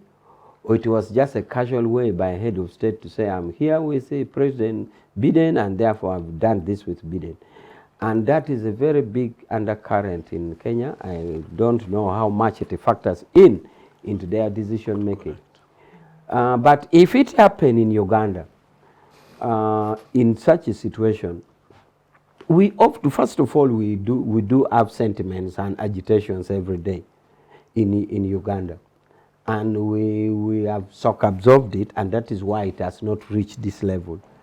And I've always said the only way to shock-absorb the sentiments that does not reach to a riot is because you have to hear the needs of the people, and that is what we try. And people always think we are joking, but it shock-absorbs. We listen to the people, and they try to reach the needs. Like you see us going to a parish and saying 100 million in a parish, people give Okello 1 million to produce sim. Give to Mwewaze 1 million to weed these bananas. You know, give Ojambo 1 million to produce potatoes. For us, we are reaching the needs of the people. Otherwise, please, it is a known fact that political leaders in this country are actually blaming Ugandans that Ugandans are not wise. They have called Ugandans to rise up, like in Kenya. Ugandans have refused. Some leaders have set it a benchmark that I'm going to remove Museveni, the Kenyan way. The Ugandans, knowing the way their needs are addressed, Ugandans tell them in Luganda, Kankomeo or Kanjije, and they will not come back. Why? Because the needs are listened to. So rather than us thinking of if we reach there, we should first think of how have we not reached there. In total call by leaders, promising them that we shall remove Museveni, by total call of leaders saying, I'm not going to go for a voting, for election again, but Omusaja agenda kugenda. I'm not going to go for voting, I'll do it.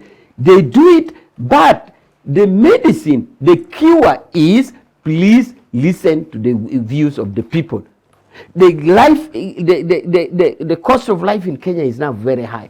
Kenya, first of all, refused the import from Uganda, and because they want to protect their producers. Prices went up. Uganda, they wanted us to do the same to rice in Tanzania. Stop Tanzanian rice. Said, no, if you claim to have a free economy, why would you protect Ugandan's rice producer by stopping Tanzanian? Tanzanian rice were allowed, prices of rice went down and everything. So, two things as to what we would do. What we would do is, of course, we would listen to the sentiments of the people. But more importantly, how not to reach there. How have we not reached there in 38 years? Because we listen to the sentiments and the feelings of the people. I don't know if any of you wants to respond to that, but I'm looking at time. Let's move No, on. that's the small issue on how Kenya became a non-NATO ally. But I think it's largely by designation by the United States. Yeah. And Kenya is the fourth African country, but the first in sub-Saharan Africa, the other three being Tunisia, Morocco, and Egypt. And the benefits include, access to sophisticated military equipment, the budget support for So do you defense designate me spending, if I don't want? Of course, that's part No, of Ruto. bilateral cooperation. You think he didn't want? Or wouldn't Uganda be interested? Of course, Uganda, that's what I'm trying to say, Mr. Museveni has got some hidden tears that it's not Uganda. But look, I said earlier, Kenya has been, to be fair, it's possible not even about a Ruto thing. It has been traditionally the official Western hub on the mainland African continent. Judith, just to put the thing in perspective, since the question was put to me, I think that visit of Ruto to the United States somehow soured the sentiments of Kenyans. Yes. Because of the money that was allegedly spent, although later the government explained that the whole visit was sponsored by the United States, but Kenyans, there are people who really showed the data that the money came from the treasury. For example, that's how they started comparing how many billions have been used, and they were asking Ruto, what have you brought from there to spend this money? And two things came up very clearly. That NATO thing came up, very many people who understand it, especially stout lawyers were really bringing it on the discussion. Then the second issue was the taking of policemen, Kenyan policemen to Haiti, which has already happened. They have already taken the first bunch, and so many people. So that ignited the sentiments. Unfortunately for Ruto, he did not time very well in a boiling environment like that. He insists on his financial bill, and it just erupts everything. So many people in Kenya don't believe, especially those who are well informed, that Kenya should even be participating in NATO things, because they think it's going to divide them and cause them problems. You know very well that the Azimio, some of the serious Azimio leaders have been linked to Russia, and that's why America has been doing everything to make sure that they don't touch any iota of power. You remember Raila is a Russian-trained engineer. His father was accused to be a socialist, and many of his contemporaries are in that type of thing. So that creates a huge problem. It's one of the things, but that only precipitates the problems of the common man, of food, of rent, and many people would not understand those things of NATO, but at least they help these people to explain that much of the money is going to be spent here. They are going to attack us like they have attacked Ukraine, and Kenyan can start feeling, but very majority of them, 99%, do not even understand those things. Well, I think let's shift the conversation now to developments across the Atlantic. Donald Trump survived an assassination attempt last Saturday. Today, he's expected to address the Republican National Convention tonight. And he is also expected to formally accept the nomination for president by the Grand Old Party, that's the GOP. His running mate, Ohio Senator J.D. Vance, also showed himself to voters during the week. They're well expected to kick off their joint campaign this Saturday. They'll be holding their first joint rally. Sadly for President Biden, he's tested positive for COVID-19. And, that knocks him off the campaign trail. We don't know for how long. But just to make sense out of all this that has happened, it's really, really sad what Trump went through. But there's the sentiment out there that this actually makes him more popular, more sympathy votes heading his way. I don't know if you... and also his choice for a running mate, a young, vibrant senator who represents, let's say, continuity. He represents vigor, vitality, energy, and so on. When you're looking at Biden, on the other hand, with Kamala Harris, quite older people who don't seem to speak to the realities of younger voters and so on. What do you make of these developments? Should I start with you, Sarah? Okay, yeah, so the US has, one is a superpower in the world. I think the only one, China, is struggling also to be superpower with the biggest economy, 25 trillion US dollars. When the US releases its security strategy plan, every country goes to read their section. All actors go to read their section. Whether you like them or disagree with them, you can't discount or dismiss them. They are a prevailing superpower. So that makes their elections very interesting for many stakeholders for several reasons, either for the reasons you disagree with or for the reasons you support.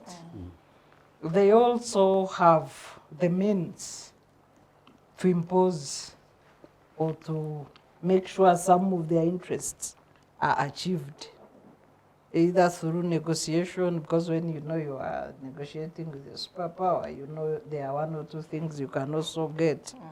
The same way, our country still deals with them even when they have discomfort, known public discomfort with each other because of the democratic conduct. But they still deal, they still negotiate, we still have business interests here from the US and the rest. We still have delegations going to State House, and so you have to deal with them. So given that background, there's a history of election violence in the US with the three former, assassinated, assassinated presidents. So, and also uncontrolled gun culture. And unfortunately, the Republicans are the ones, supporting the uncontrolled gun culture. When the Democrats have been trying to say we've had enough killings, the killings in schools, the killings in social gatherings, the kills. So it's on rampage, and I hope that this time, both the biggest parties will see the need to put an end to so many guns in private arms with no control for what the purpose should be. So the attempt shooting at Trump comes at the height of almost a stalled campaign, you know, with the bigger parties, the Republicans and Democrats with quite aged presidents, a bit of polarization, discomfort in every camp, because the Republican camp, some of the people, including the designate running mate, had known discomfort about some of the policies and outbursts and conduct of Trump, right from the previous election with the insurrection on January 6th. But somehow they have to find consensus and move forward, like we see at their convention that will end today. The Democrats, on the other hand, have their own discomfort with the, you know, close ties in the assemblies, the House of Commons and the Senate. They have a slight margin with the, you know, student protests against Gaza war, with the some mishaps of President Biden on in public gatherings and concerns about his health. So every camp has its own burden in this election, known burden that it remains to be seen whether they will overcome these challenges with their, I think the Republicans have sealed their ticket with the Trump verse ticket, which is a bit of a balance because the two candidates have contradictions. But the shooting, I watched the first night of the convention when Trump walked in with a white bandage and he looked remorseful. The shooting, although very unfortunate, and I condemn election violence of any manner anywhere in the world. But people, most of the commentary was like that the shooting had given Trump a bit of a human face. And even the statements he made and saying, God has given me a chance, you know, to live again, I should make the best out of it. So people thought maybe it could change the conduct of Trump, and maybe some of the reckless statements he has been making on the campaign trail, he might not make them again. That's part of the analysis that I see dominating. But the attack is really shameful, a 20-year-old. But the bottom line is that gun culture must be tamed. It has reached uncontrollable levels. Yeah, I can just give you a small historical background of American politics with the assassinations. Sarah has just mentioned part of it. A total of 4 presidents were assassinated. The last one being Abraham Lincoln. And I remember the statement was made by the government of US that never again. And it was on that background that they managed to try and see how they can build a strong protection for the president. There have been 3 assassination attempts, 2 on presidents and 1 on a former president. Of course, the 2 presidents was Reagan and Roosevelt. Now, this time it was a vice president, a former president, 2024. And for me, I look at it in 3 ways. Number 1, Trump has resurrected the debates that were there in the 19th century, almost going back to racial debates where you are discussing race and a lot of vulgar things in public that used to happen when we had the South and the North still having their debates of racial discrimination, that Abraham Lincoln tried to come in and he tried to protect the black people, and the white supremacists eliminated him. Now, for this man is an ardent fan of the white supremacists. For him is for the white supremacists. And therefore, I look at his assassination attempt on three levels. One, basing on that, it has brought back. But what is very interesting is that the young man who attempted to kill him was a white guy. So we don't know whether what problem he had. It would have been interesting if that guy was a white or a colored. And I've tried to link him to anywhere. They have still failed. A white or a color, or black or a color? He was a white guy. You had said it would be Colored interesting black. if If he was a black or of color. That's how they call the people who come from those other places. So it would the Arabs and the others. It would have been worse if it was a person of that type. But instead, they are praising this young man, brilliant, very nice guy, very brilliant, and so on. So it creates another analogy. The second thing is the unruly culture of Trump. You remember even when he was a president, it was very difficult for the White House control to manage him. Managing Trump is a very big thing. So much so that even when security details are given, he can unruly refuse to listen to them and he go there. Because given the level of U.S. security, they even said that man was reported, that somebody had seen a man on the roof with a gun. And they ignored. They said, that's a useless man. Yeah, but Secret Service He should have checked. he has nothing. So being unruly, his people might have also been unruly to those guys. But the third, We need to move. the third is now the lessons we get from this. The lessons are that for the first time, America is only surviving because it is on the cruise point. For those who have been in a plane, America is at the cruise, it is cruising. So you can even autopilot the plane and it goes. Otherwise, America is at a leadership crisis. If it was a country in Africa, it would be like some of the African fallen states like Somalia and these Burkina Faso and others. But because for it is at cruise level, so it will survive. Number two, America has a lot of interest. There are a lot of interested parties. And for that matter, the state is quite strong. And the state must have taken over. So whoever becomes a president, it doesn't matter. The state is so strong. The state departments are good. They can run things they can even ignore a president. You remember the last 2 years of Trump, they almost ignored him. They closed his Twitter. They removed a lot of security things from him, but they continued. Okay. The third thing is that for us, Africa, we may reap bad. We may reap bad. When there is conflict in that part of the world, they will create a lot of groups who may use Africa as a harbor, because Africa is susceptible. It's like a place which keeps bacteria and bad things which cause disease. So we may have some problems because that weakens the American control on the East and the American control on the bad elements in Africa itself.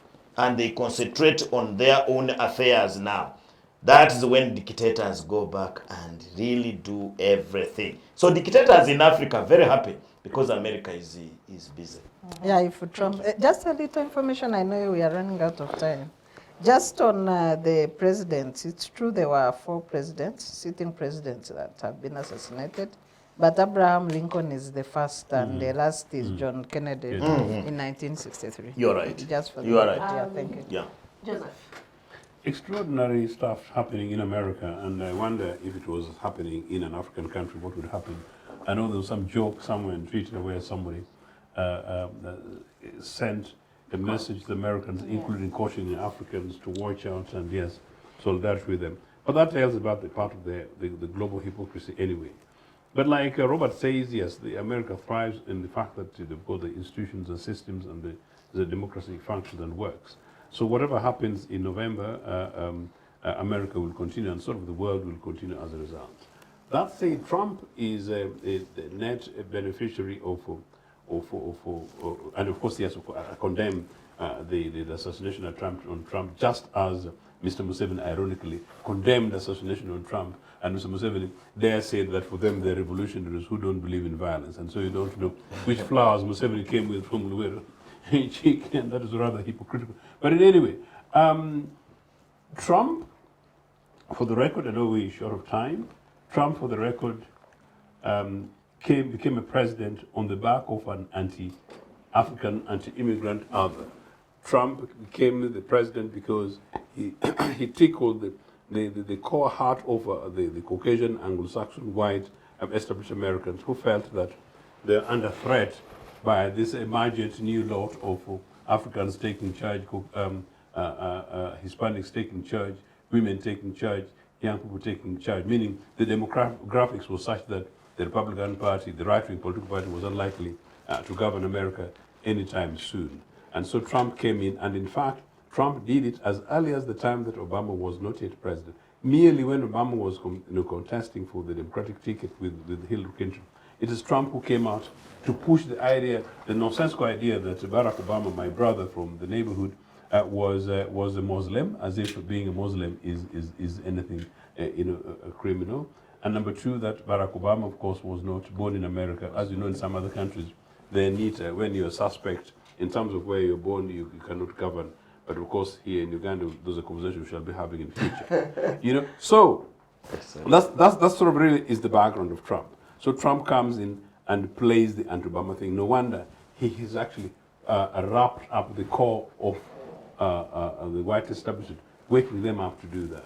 Now that said, the age thing is interesting. Trump is younger than Biden by just a few years.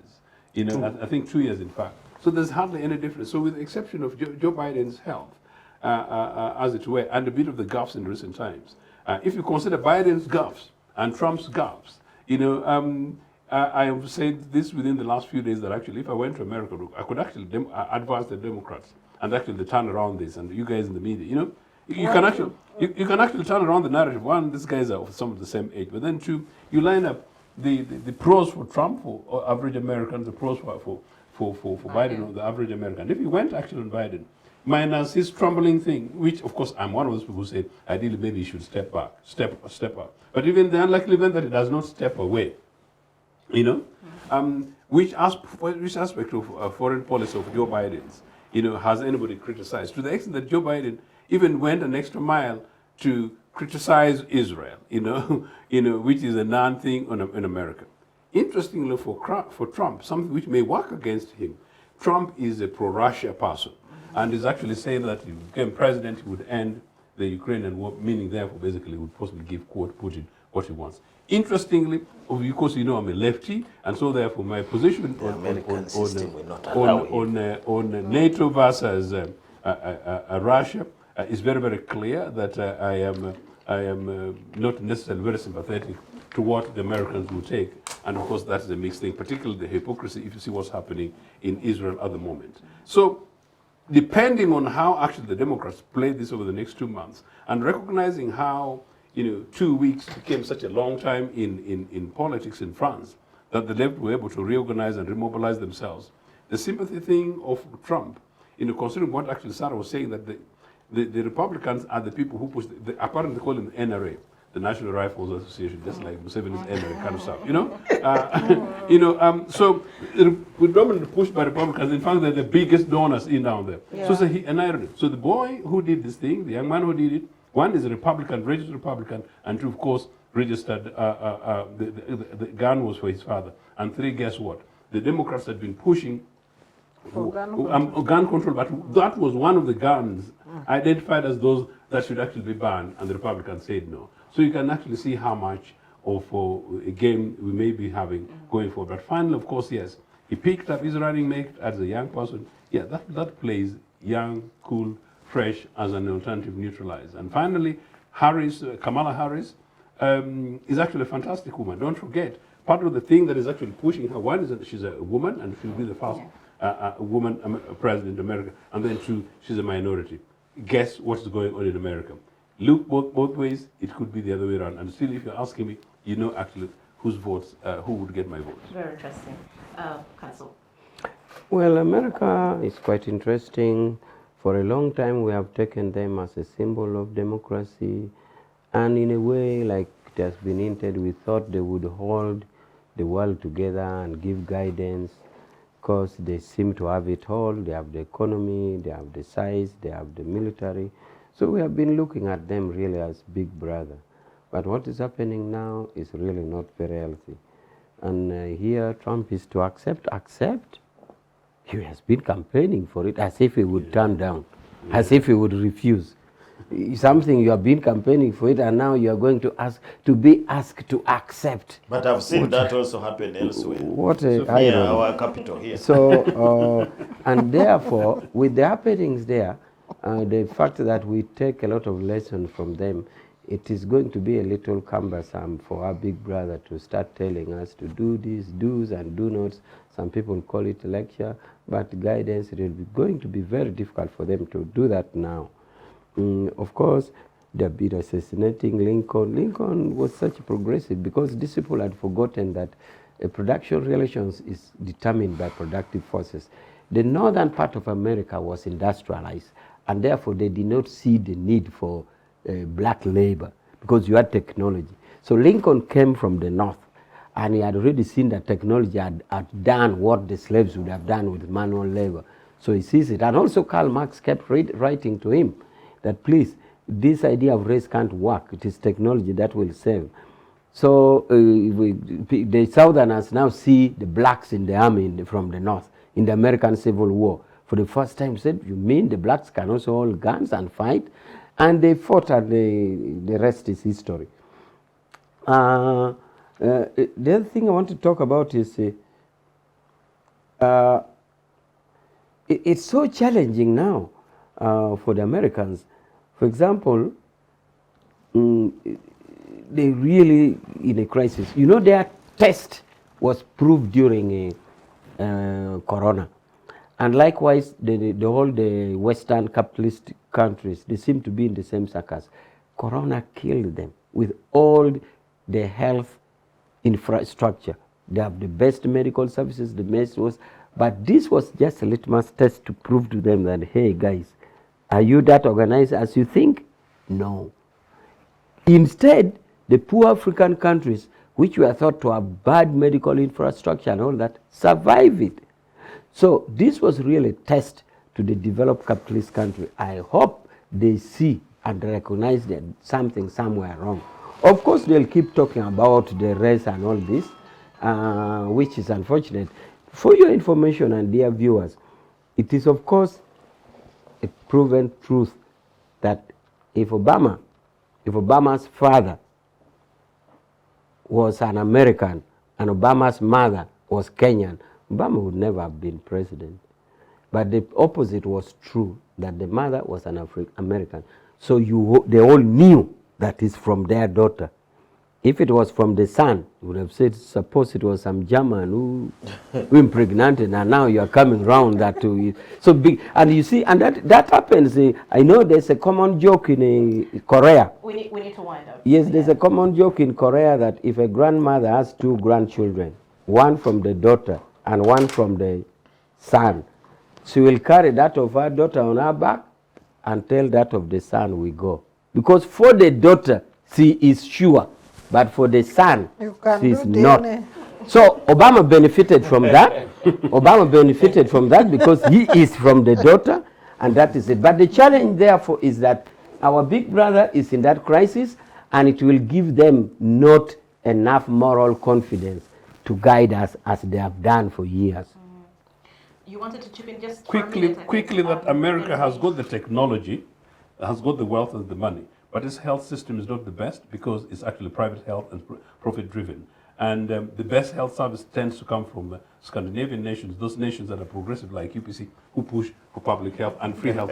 So very important. But number two, just to say this, the last assassinated president, just for the record for Ugandans, John F. Kennedy, backed Ugandans with that independence support, including some of the grants that led us to building of the initial first girl child schools, including the last electoral girls. So that's for the record. And finally, an interesting woman in the Trump campaign who said, if you don't like the guy, you know, don't vote for him, but don't kill him.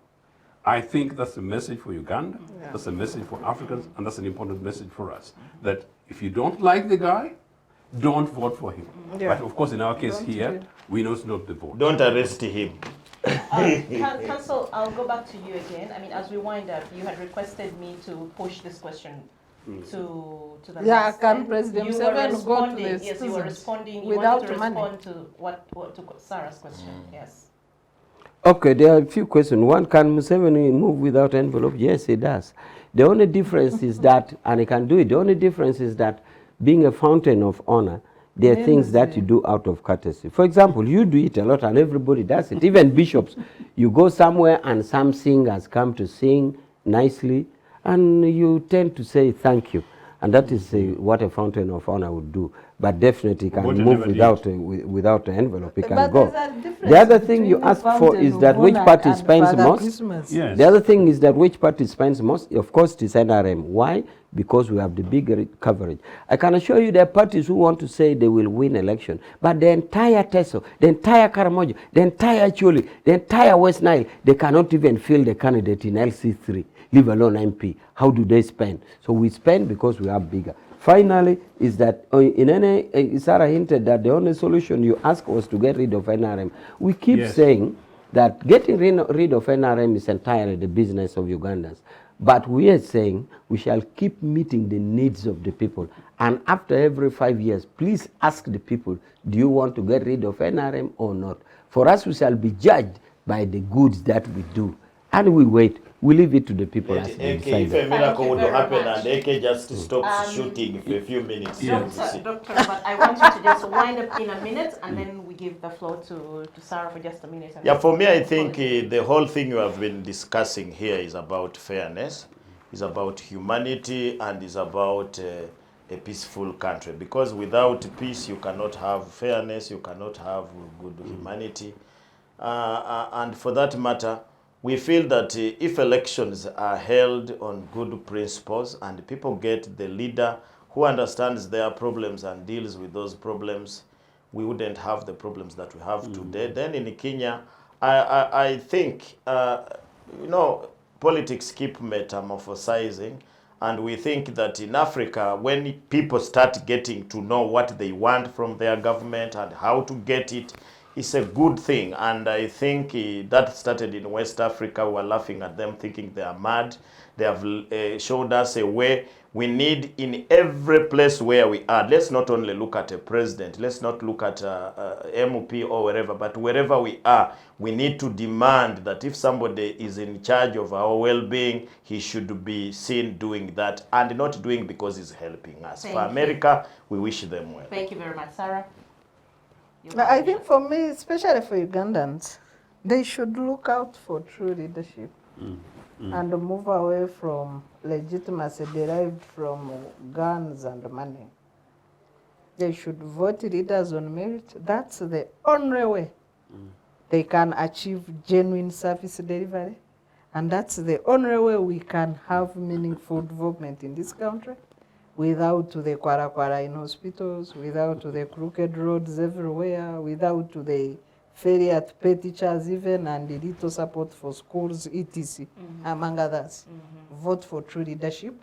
If somebody brings money, civil society had given up on this money thing because of vulgarization. And we are preparing to tell people that even if somebody brings money, it's your money, just eat it, but vote for true leaders. Thank you. And on that note, I'd like to take this opportunity to thank each and every one of you who's been on this panel for sharing your insights. I found them enriching, insightful, engaging. I hope you who is watching finds it that, and I hope you pick a lesson or two from this and learn to exercise your civic duty. It is very important for you to do the right thing, like everyone here says, and like we all stand for. My name is Judith Atim, and thank you very much. This has been the Citizens Chat Show on Civic Space TV. Do join us again next time. Bye-bye for now.